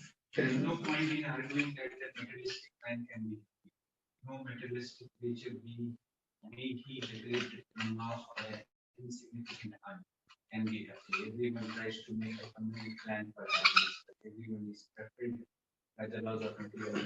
Therefore, this world is called that God's creation. Yet the unhappy materialists can get out of it simply by desiring to get out. Unfortunately, they are so foolish that they do not want to stay. Therefore, they are compared with the camel who vanishes with falling twigs because he likes the taste of the twigs mixed with the blood. He doesn't realize that it is his own blood that his tongue is being cut by.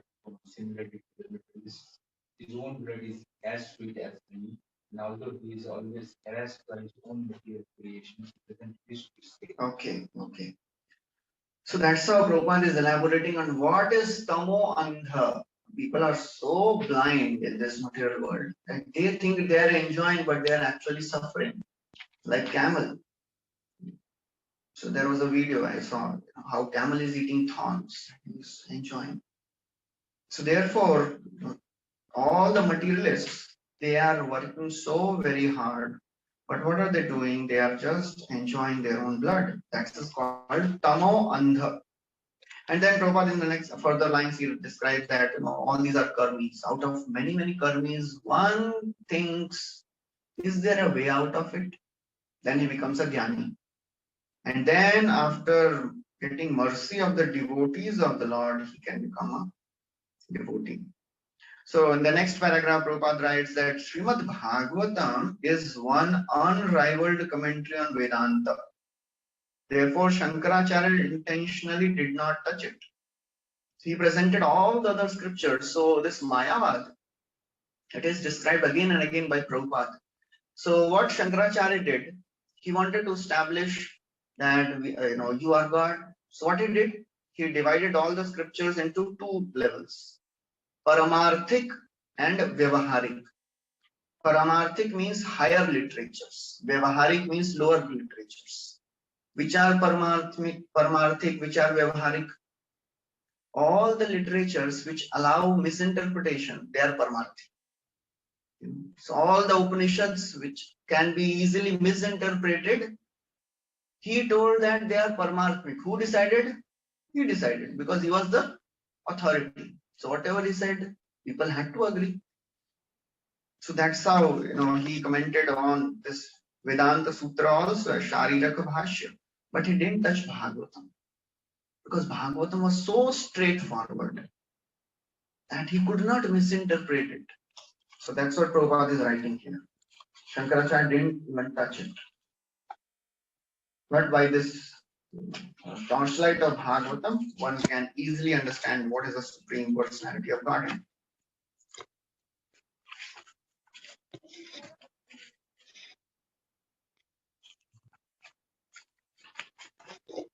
Okay, so now after this, yes. There seems to be some confusion. There is somebody's from this room for 5 o'clock, which we are not aware. This review for something for 5 o'clock. Okay. Which we are not aware. Okay. So they are providing an alternate level and room very small room. We'll take a small break and then So we'll take 5 minutes, 10 minutes break and then we'll start. So, online devotees, we are just taking 10 minutes break. We'll start again. Okay, Prabhuji. Okay, Prabhu. Hare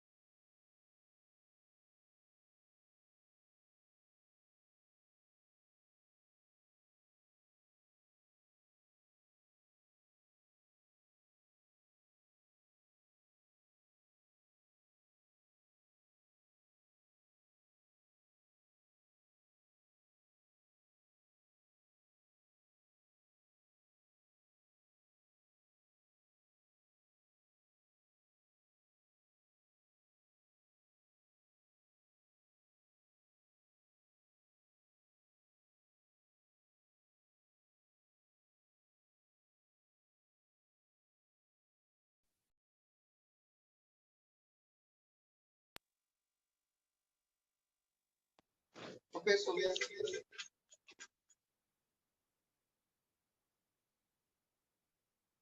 right.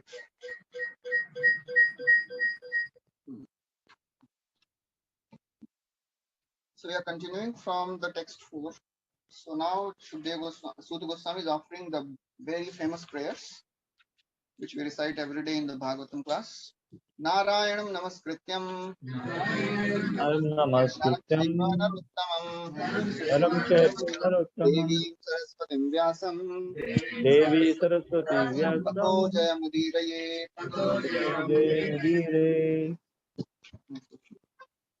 Before reciting this Srimad Bhagavatam, which is the very mains of conquest, one should offer respectable obeisances unto the personality of Godhead, Narayana, unto Naranarayan Rishi, the supermost human being, unto Mother Saraswati, the goddess of learning, and unto Srila Vyasadeva, the author. So before reciting Bhagavatam, which is the very means of conquest. So when we approach the Bhagavatam with humility, then the result is conquest.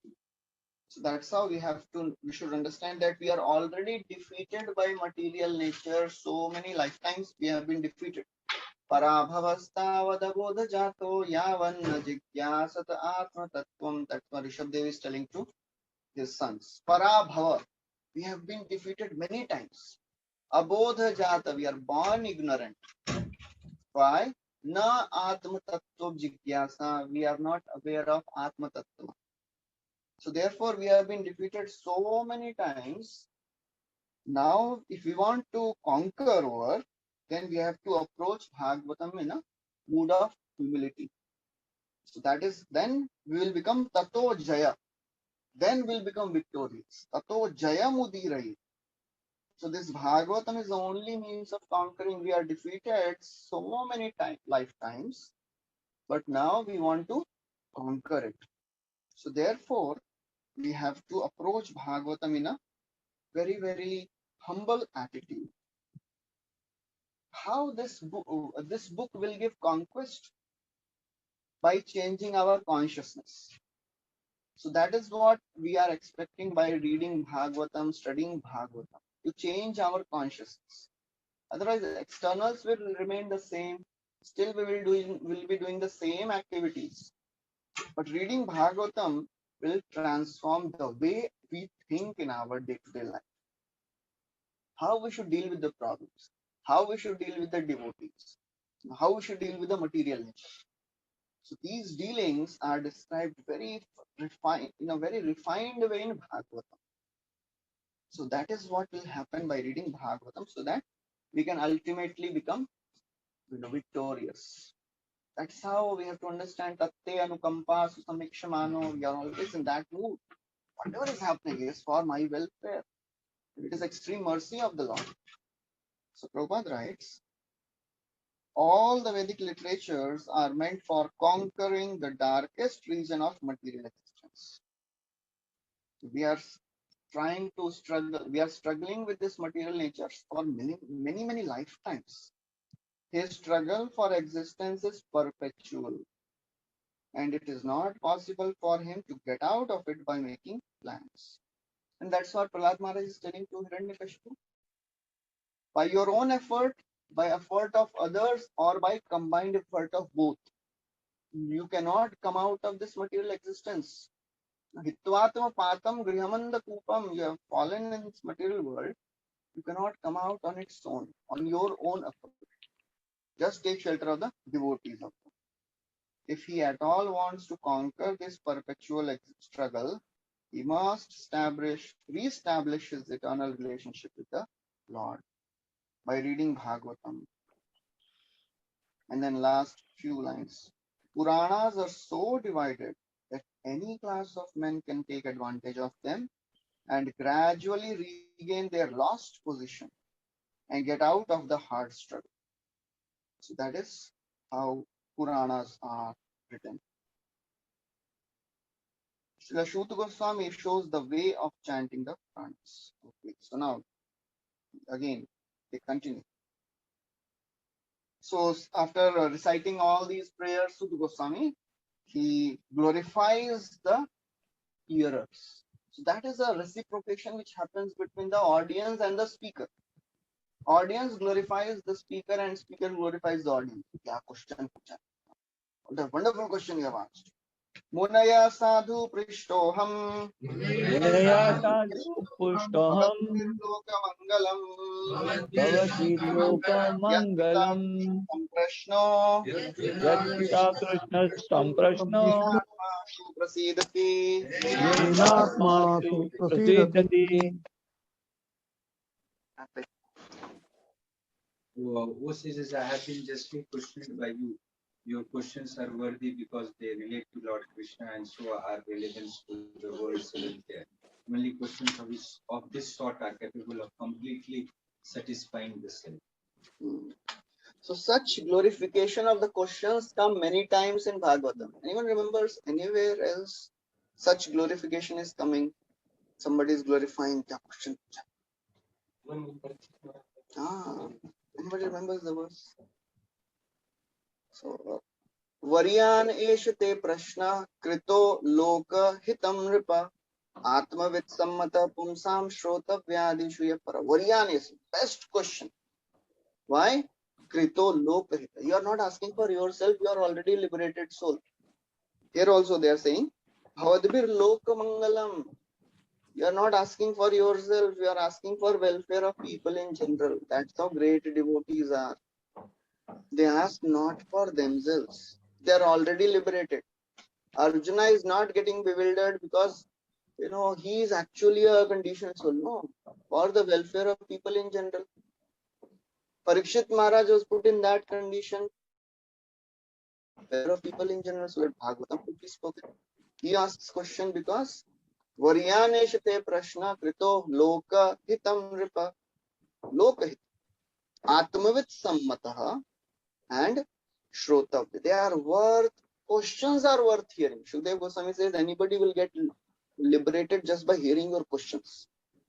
Shrotavyadishu, these questions are worth hearing. That's what he's saying. Yat krita Krishna samprashno, because they are related to Krishna, not any other. So we should.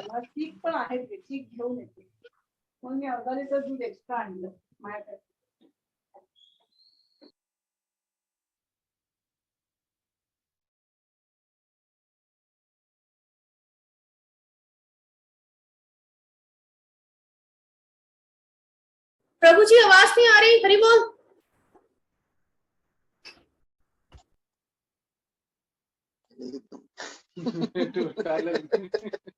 अभी आ रही है? Yes, प्रभु जी। हाँ, thank you. आ रही है। The whole, Prabhupada writes, the whole world is full of questions and answers. You know, Prabhupada writes, speaks this many times. The whole world is full of questions. Birds, they get up in the morning, start asking, where is food, where is food? So that's the Prabhupada writes. Easy questions and answers. Businessmen are asking questions and answers. And the students in the school and colleges, they are asking.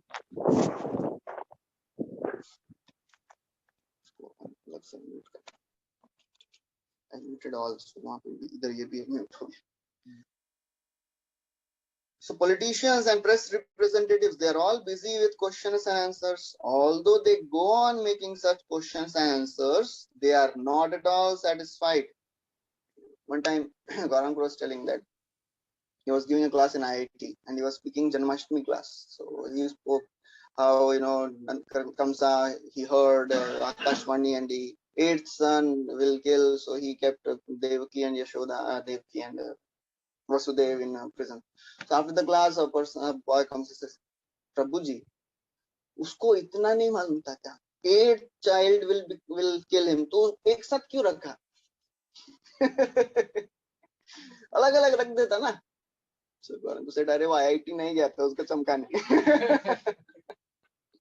You know, sometimes people ask all types of funny questions. Satisfaction of the soul can only be obtained by questions and answers on the subject of Krishna. And then in the next paragraph, Prabhupada writes, Krishna is our most intimate friend, but we have forgotten him. That's why we are suffering. Bhuliya tumhare samsare asiya. You know, all that Prabhupada is writing. Only Krishna can give satisfaction. The highest satisfaction can be derived only by reading and hearing the transcendental literature. And then from 6th verse onwards, so Goswami answers the first and second question. Savai pumsam paro dharmo yato bhaktir adhokshaje ahetukya pratihata yayatma suprasidati. Translation. The supreme occupation, dharma, of all humanity, Continue. And they are not ready. Is that by which man can attain to loving devotional service unto the transcendent Lord. Such devotional service must be unmotivated and uninterrupted to completely satisfy the self. Okay. So this is a very, very famous verse. Savai pumsam paro dharmo. What is the ultimate good for people in general? What is paro dharma? That is, Chakravarti Thakur writes, paro dharma means sadhana. And yato bhakti adhokshaje means bhava. So these two things are very, very important. We have to start with sadhana bhakti, that is para dharma, and then bhaktir adhokshaje means bhava bhakti. Such type of bhava, when one reaches such type of bhava bhakti, that is ahetuki and apratihta, ceaseless and causeless. Ceaseless and causeless devotional service. And that can only satisfy the soul. Yayatma suprasidati. So such unmotivated and uninterrupted devotional service can satisfy the self. So Prabhupada writes in the purport, there are two paths, Pravritti Marg and Nivritti Marg.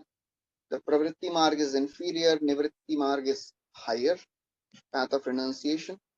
But people of the world, they are just engrossed in Pravritti. They want sense gratification. They want to enjoy more and more because they have no understanding that there is something higher than this jada, anand. The pleasures of the senses, they are very limited. They have never experienced a higher bliss, so therefore they are engrossed in that. There is just a futile attempt to get rid of the miseries, and the temporary cessation of misery is falsely called happiness. Prabhupada gives a story, which story Prabhupada would tell many times to establish this principle. What is happiness of this world is actually cessation of misery. The famous story Prabhupada would tell many times. Anybody remembers? Prabhupada tells the story of a thief. Perfect drowning person. Yes. So that is a very typical example of how a person is never experiencing happiness. There is no positive happiness in this world. What we call happiness is the cessation of the miseries. Kuch problem nahi hai, I am happy. There is no positive understanding of happiness. Our happiness means there is no problem. That is happening most of the time. Therefore, the path of progressive material enjoyment, which is temporary, miserable, and illusory, is inferior. It is temporary, miserable, and illusory. But devotional service is superior quality of occupation, paro dharma. That is our paro dharma. Savai pumsam paro dharma. The para dharma of each and every living entity is to render devotional service. That is supreme occupation. So, Krishna Chakravarti Thakur writes in the purport of this verse that different people have different dharmas. The dharma of karmi is to enjoy sense gratification. Dharma of jnani is to practice celibacy and austerities. What is the dharma of a devotee? Dharma for devotee is hearing and chanting. So therefore, whatever dharma, different people have different dharma. What is our dharma? Paro dharma, that is serving the Supreme Lord. And then Prabhupada writes, this superior quality of occupation is sometimes polluted when mixed with inferior quality. For example, adoption of devotional service or material gain is certainly an obstruction to the progressive path. If somebody is taking shelter of Krishna consciousness, thinking that many people, they come to ISKCON thinking, "Are America jana because there are so many Americans here." That is ulterior motive, but somehow they also get trapped by Krishna. One of our devotees in the beginning, he joined temple, and his mother, she was so angry. She wrote an article in the newspaper. At this temple, there are so many engineers and doctors and lawyers. They are staying, doing nothing. So one person, he read that and said, "Kidhar hai?" So he also came and he became interested. He also joined. So that's how, some people, they don't come for devotional service, but somehow they also get affected by the process. Renunciation or abnegation for ultimate good is certainly a better occupation than enjoyment. So Pravritti Marg Nivritti Marg is always higher. Although it is not the highest, if somebody is just renouncing the world, that will not guarantee him to practice bhakti. Because the jnanis, they become hard-hearted many times. Just like one person, his wife died. So he went to his guru. He said, "I want to take sannyas." So his guru asked, "Oh, what made you think like this?" He said, "My wife died and I didn't even cry." So his guru said, "Better get married again. If you can't cry for your wife, how will you cry for your whole world? So therefore, renunciation many times makes the heart hard. And we are not interested in making our heart hard. Because what is the definition of bhava and prema? What happens to the heart? It becomes very Condensed soft. state of the heart. Condensed state of It softens. It softens. condensed. Samyak masrinita swantah. Is masrinita swanta. It is very, very soft.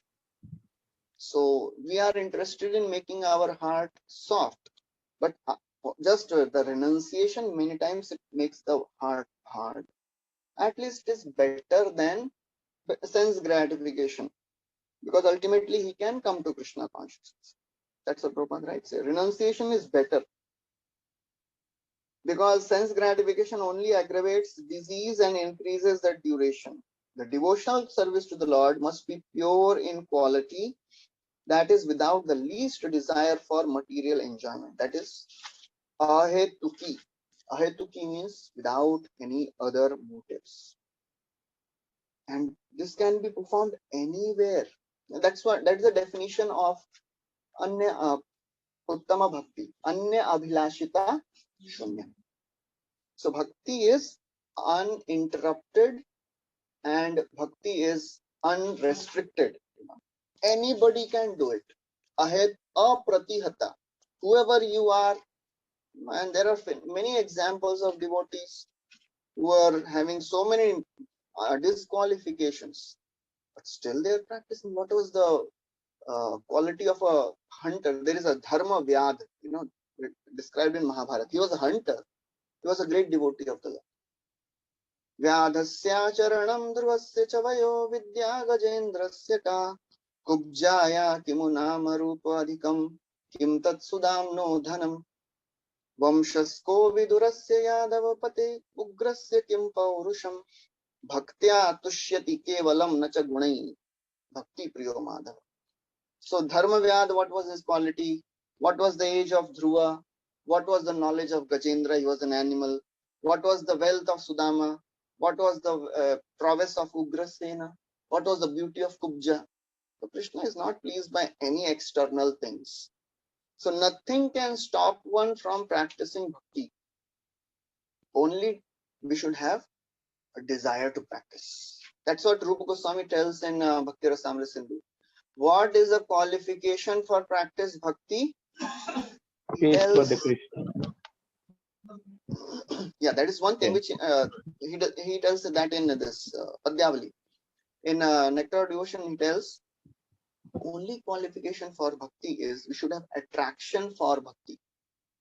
And that is the same thing, Laulyam, attraction. But he says, who will get attracted to bhakti?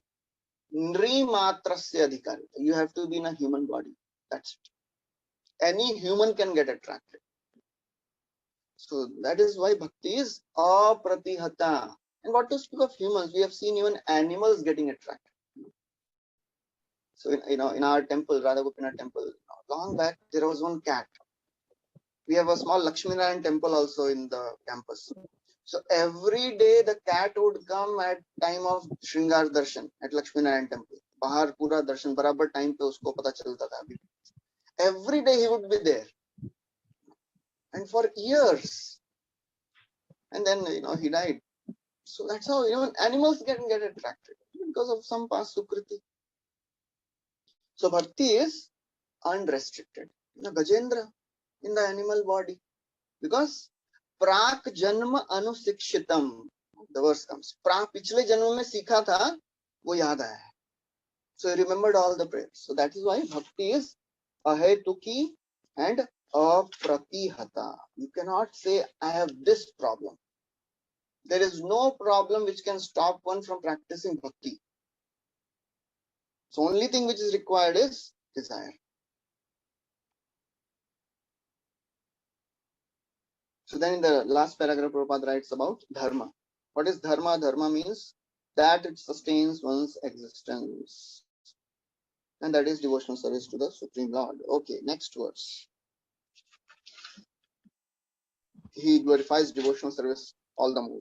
वासुदेवे Bhagwati वासुदेवे Bhagwati भक्ति योगा प्रयोजितः भक्ति योग प्रयोजितः जनयति आशु वैराग्यम ज्ञानं च यद् अहेतुकम् By rendering devotional service unto the personality of Godhead, Sri Krishna, one immediately acquires causeless knowledge and detachment from the world. Okay.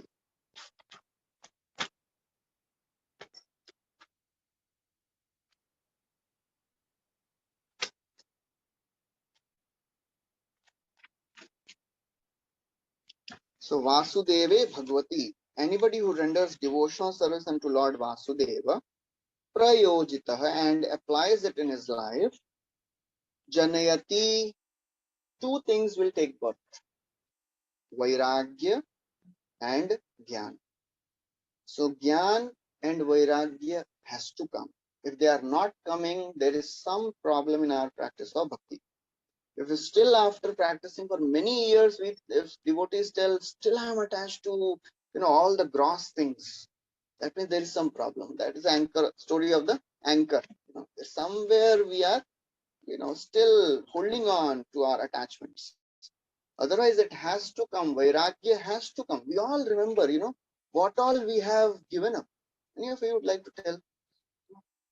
जो मतलब भक्ति में पहले करते थे, easily we could give up without even thinking of it. One is drinking tea and coffee. So many things. Anybody else would like to tell? जो मतलब छोड़ दिया ऐसे, मतलब पता भी नहीं चला कब छूट गया.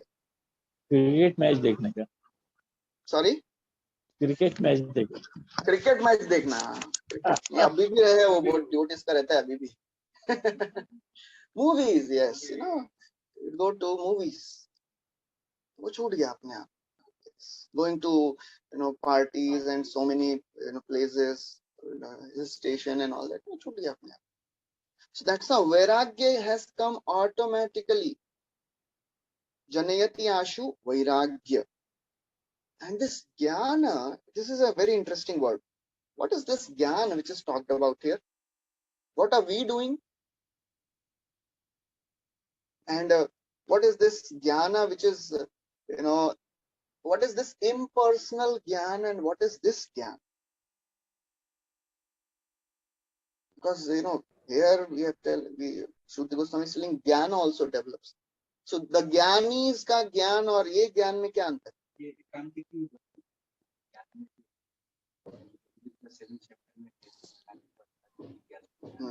उस ज्ञान की शांति की जहाँ भजन कीर्तन और Bhagavad Gita ज्ञानी is the impersonal ज्ञानी. Seventh chapter का ही ज्ञानी बोल रहा हूँ. Yeah. So this ज्ञान means how to do bhakti. Okay. ये भक्ति का ज्ञान. भक्ति का ज्ञान. Yes, correct. Yes. So this jnana is not the impersonal jnana.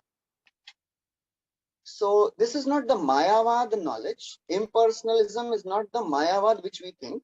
That is Brahmavad jnana. Anybody know? I think all of you know the difference between Brahmavad and Mayavad. What is the difference? Brahmavad and Mayavad. This is a very, very important concept of Bhagavad Gita.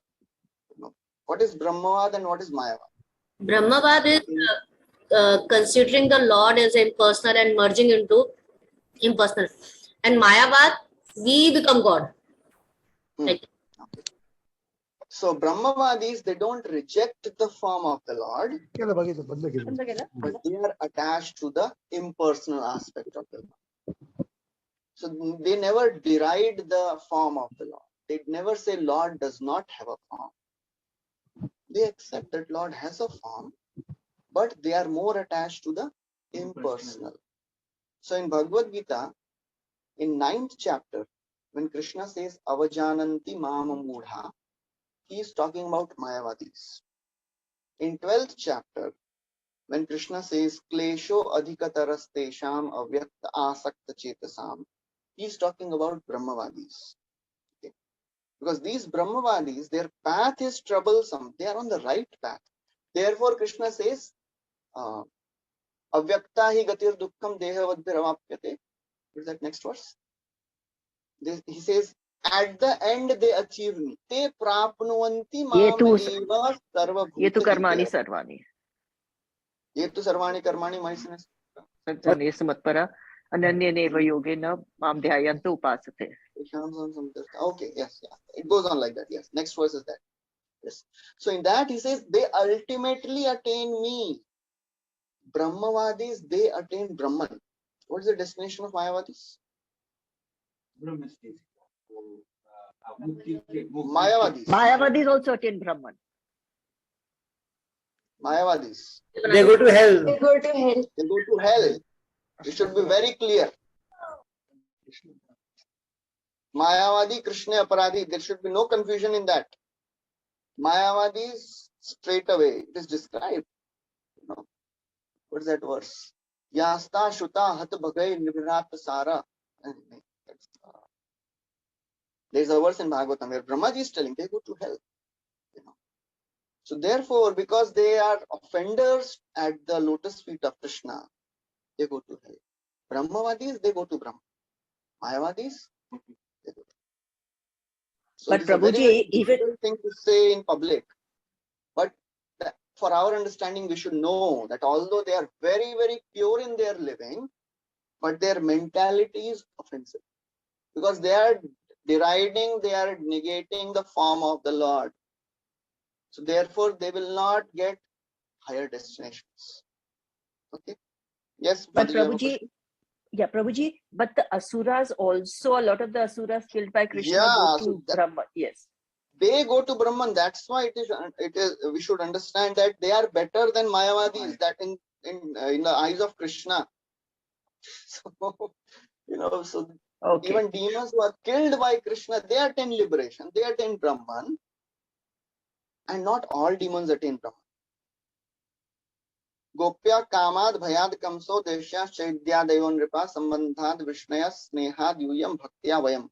That's what Narad Muni is telling in the 7th canto. When Yudhishthir Maharaj gets a doubt, when he sees in Rajasuya Yagya, he hears from Narad Muni, Rajasuya Yagya mein Shishupal was delivered and his soul entered the body of Krishna. How is this possible?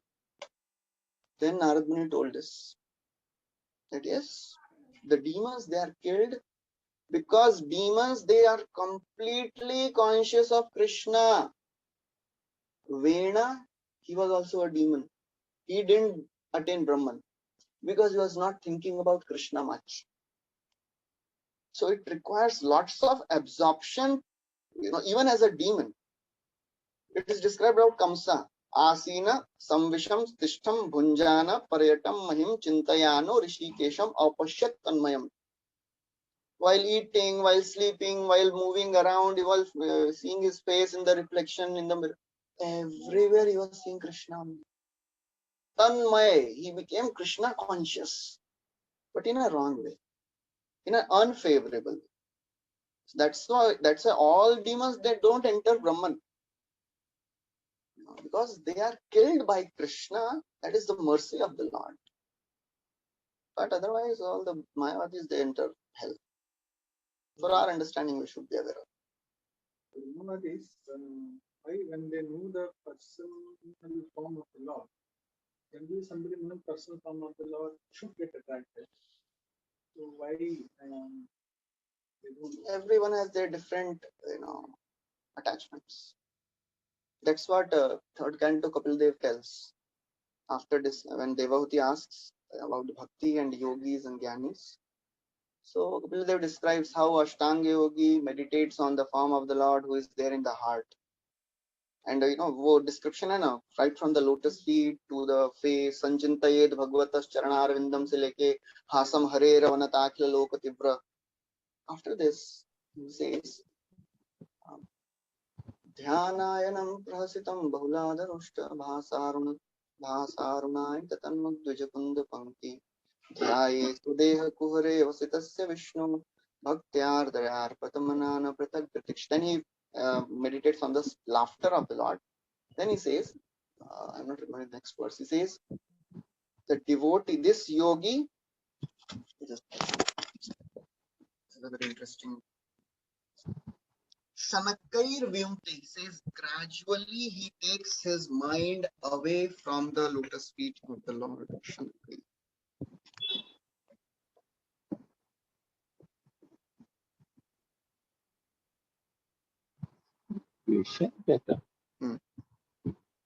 Evam Haro Bhagavati Pratilabdha Bhavu. Evam Haro Bhagavati. Now he has achieved the form of Krishna. Bhaktya Dravadridaya. His heart has melted. He is experiencing Pulaka Pramoda. He is experiencing ecstatic symptoms. What? He says Autkantya Bashpa Kalya. All the ecstatic symptoms are manifesting. But then what he does? Tachapi Chitta Bhadisham Shanakai Vyumte. Gradually, with lots of force, he takes his mind away from the form of Krishna. It is not easy for him because once a person gets attached to the form of the Lord, it is very difficult. But he is an unfortunate too, because he is still attached to the impersonal conception. Why? Because he has been frustrated so much in this material world. Material world means forms and relations. So itna pitai hua hai, itna maar khaya hai wo. Now, although he's experiencing ecstatic symptoms, but still all those memories, they are telling him, I don't want this form. I want to merge in Brahman. That's how he gradually, so Chakravarti Thakur writes that his mind becomes like a hook, and to take the mind away from it, he has attached that hook to the lotus feet of the Lord, but now gradually he has to take it away. It is difficult for him. So that's how, these Brahmavadis, they, even though they see the form of the Lord, if they are unfortunate, they get still attracted to him. If they are fortunate, like four Kumaras, like Shudeva Goswami, Tasyaravindanayanasya Padarvinda Kinjal Kumishra Tulasi Makarandavayu Antargata Swavivarena, when they smelled the fragrance of Tulasi and saffron, they were agitated. That's what is described. So this jnana is not the Mayavad jnana, and this jnana is not the impersonal jnana. Because our scriptures are full of impersonal jnana also. Impersonal means Lord has no form. That is Brahman. If we put so much of emphasis on the impersonal features of the Lord, then we will not be able to practice bhakti properly. Because what is the difference between impersonal jnana and there are three types of jnana. Keval jnana, Ishwar jnana, and Atma jnana. Okay. Jiva Goswami writes that in this commentary to Nectar of Devotion. Durgama Sangamani Tika, in the commentary, Nectar of Devotion. So in that he writes, Atma Gyan means knowledge of the soul. Ishwar Gyan means knowledge of Bhagavan. And Kevala Gyan means knowledge of impersonal Brahman. Devotees are not interested in knowledge of impersonal Brahman because it makes the heart hard.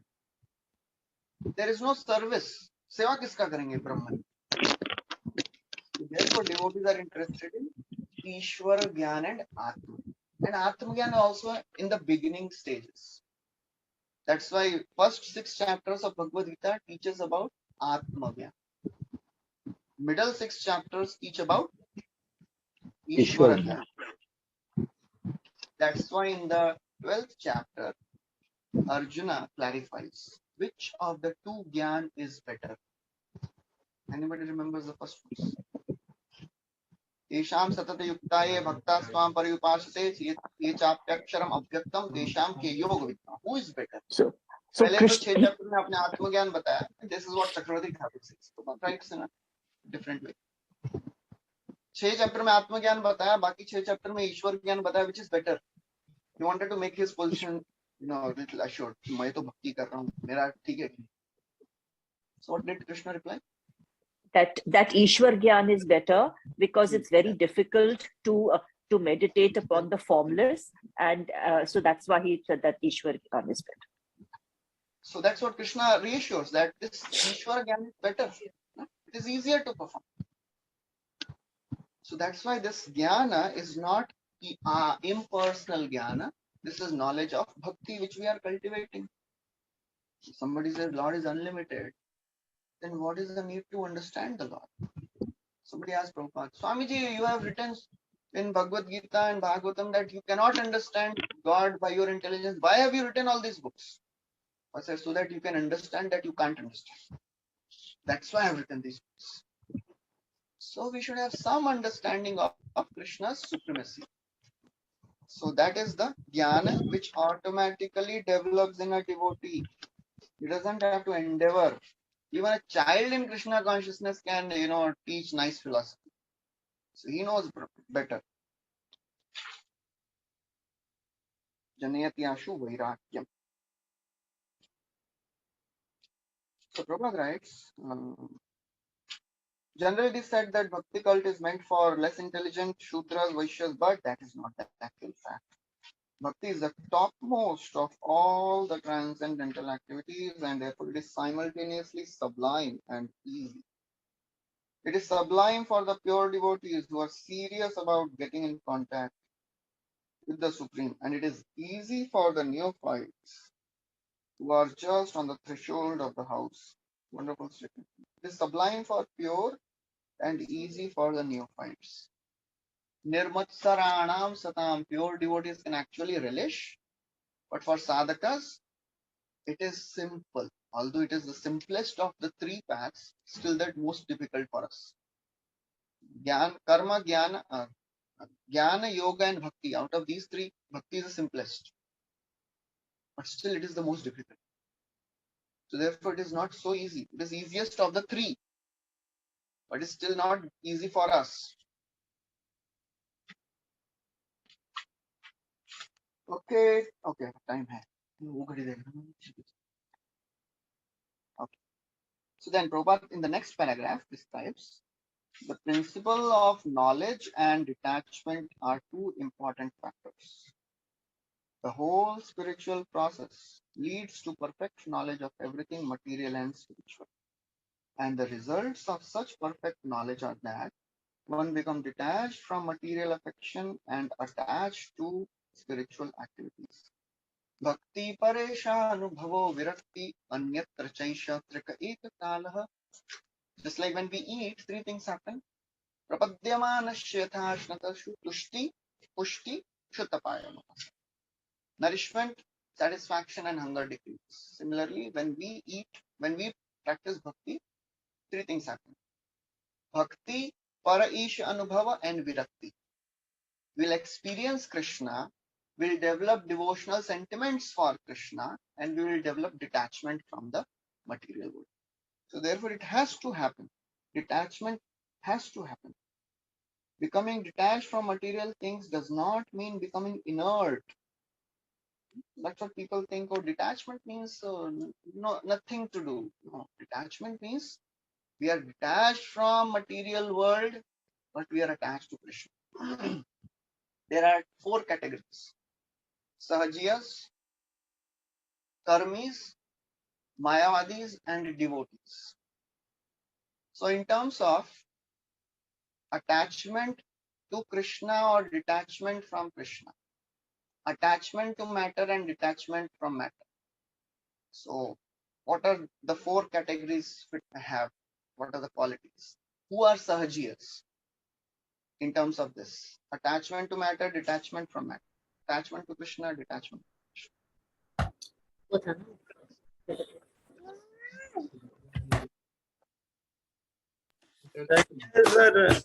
Attached to matter and attached to Krishna. Devotees are attached to matter, attached to Krishna, both.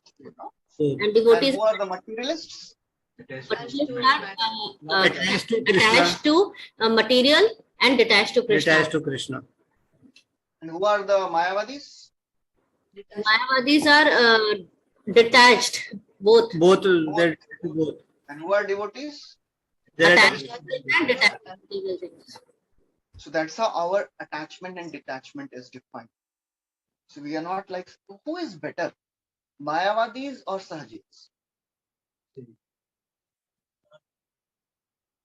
Sahajiyas are doing all sense gratification, breaking core principles, And Mayavadis, they are sannyasis, given up all type of sense gratification, practicing dharma, no sinful activity. Who is better? That's because they're still attracted towards Krishna. Because they are still attracted to Krishna. That is their, most important savior. Ultimately, which verse in Bhagavad Gita tells this? Ultimately, they will be purified. Shipram. Shinam gehi. Bhavati dharmatma. Very soon they will be, reinstated. इसके पहले क्या है? अपि चेत सुदुराचारो, खाली दुराचार नहीं, सुदुराचार. So therefore, we have to understand this is how Krishna sees these Sahajians. Although we may not associate with them, but we should know at least they are better than Maya. They are attached to Krishna at least. So somehow they'll be purified in due course of time. We don't have to associate with them, but we have to understand that, okay, because they have some attachment, in due course of time they'll be purified. Okay. Negation. Naishkarmya means not undertaking activities that will produce good or bad effects. Negation does not mean negation of the positive. Negation of non-essentials does not meant negation of the essential. So because these jnanis, they give up everything, so therefore they many times they give up Krishna also. That is not as recommended for a devotee. Therefore, one famous story, Prabhupada, one time one devotee brought picture of one person, he said, and he had a pile of money and he was doing like this. Prabhupada is so detached. What did Prabhupada say? Get another pile, I'll do like this. Yukta Vairagya. I'll use everything in Krishna. That is called positive detachment. Yukta Vairagya. So we should be careful at our sadhaka stage. Otherwise, Yukta will remain and Vairagya will go. So we should be careful till what extent we can use this Yukta Vairagya principle. Because Prabhupada writes in Nectar of Instruction one very, very powerful line, which is very difficult to digest. In terms of association, he says, if somebody gives, if a Mayavadi or atheist gives a donation, should we accept it? Technical वो managerial level पे मत देखिए, theoretical level पे देखिए. And what Prabhupada says. Anybody remembers what he says in Nectar of Instruction? I'll read the exact line so that you don't blame me. That we should not take from too materialistic person, na? Something like too materialistic क्या होता है? Who is engaged in sinful activities. We have given one time one example also, na, that one time one person came to Srila Prabhupada, to Guru Maharaj, and he gave good donations, but he was from this KFC, something like that. He refused. Maharaj didn't accept. You know the story? पहले मैं वो खोज लेता हूँ. Then I tell the story. Venkateshwar Hatchery.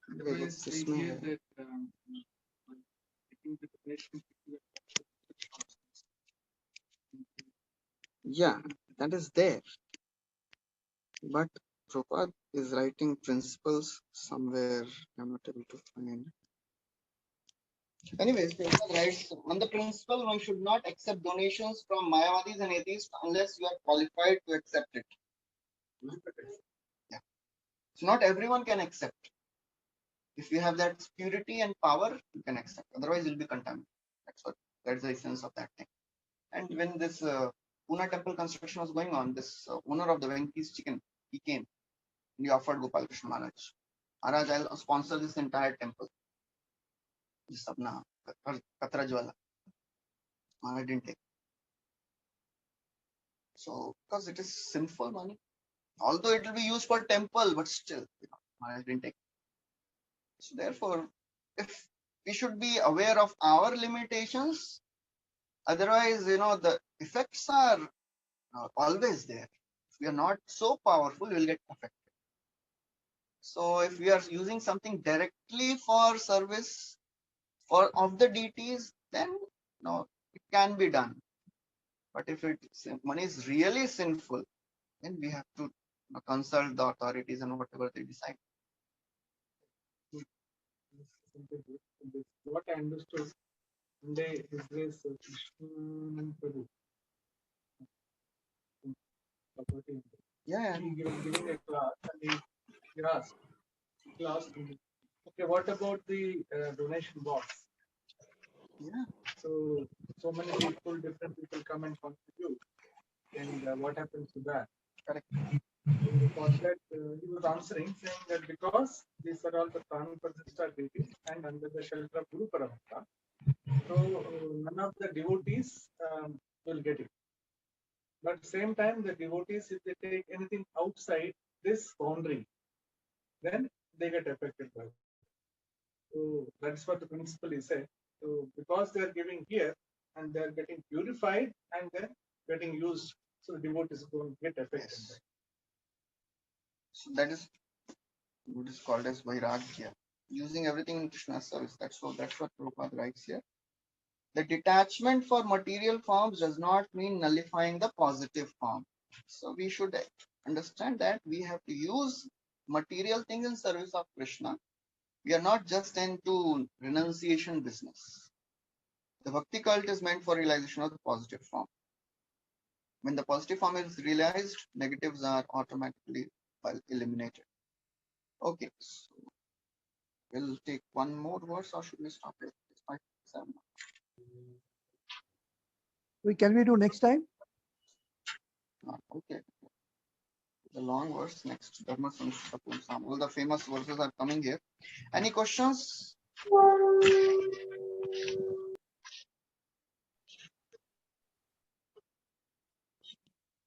I have already sent the question paper, right, on the group. So after the every chapter, or if you all want, we can have after every 6 chapters. After every chapter, my personal. Personal, every chapter, Ruji. Every chapter. It is too difficult. This chapter means by this we will be forced to study that chapter and be up to date with what is going on. We'll forget, Prabhuji.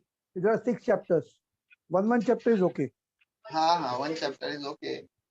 मेरा problem है every chapter मेरे को 25 लोग exam करना. Okay, ठीक है. We'll do that. So that is what is okay. Over. Yeah. Over. So next week or next to next week we'll have test. Just half an hour of test.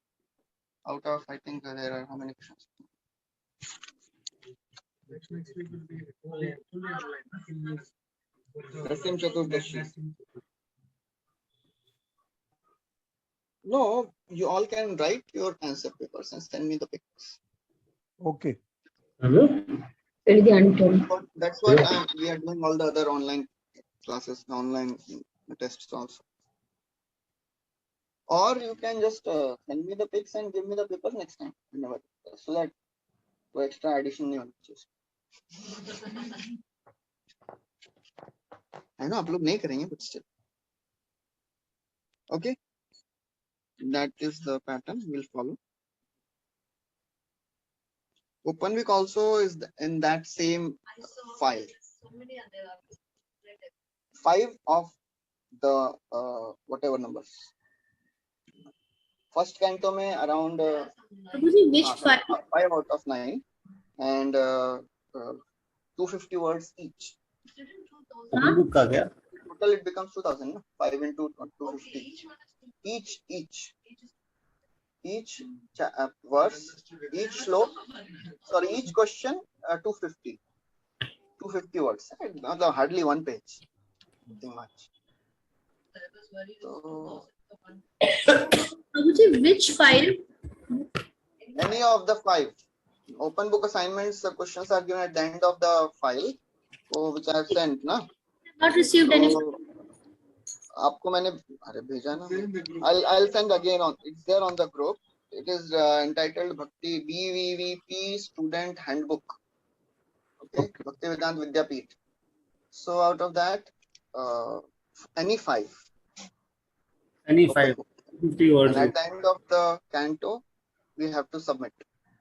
Everybody has to submit. Prabhuji, we will test chapter wise. Prabhuji, we will have test chapter wise. Chapter wise test. So next week we will be having test. We are thinking about it. Mostly. So Prabhuji, questions are given. Hare Krishna. So questions तो आपको दे दिया ना प्रभु जी, वो question bank जो है वो है उसमें बीबीपी नोटबुक नोटबुक है ना, स्टूडेंट्स हैंडबुक, उसमें क्वेश्चंस आर देयर, आंसर्स नहीं है। आपको क्वेश्चंस के आंसर ढूंढने हैं। ठीक है। Probably please share notes.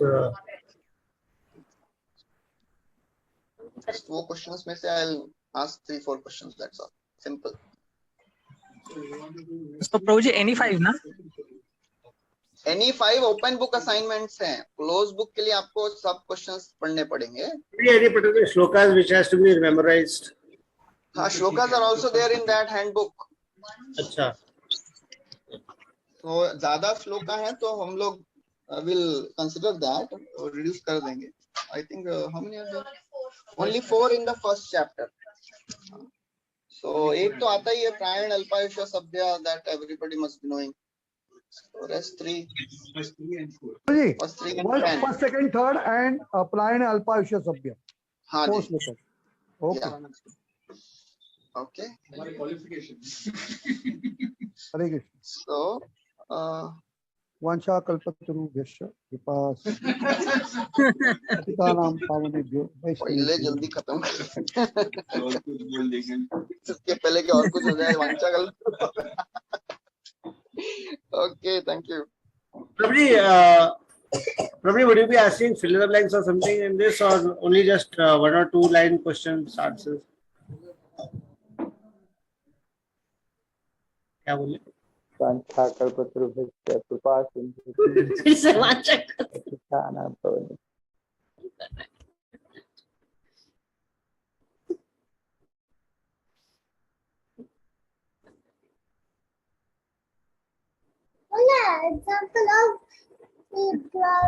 No.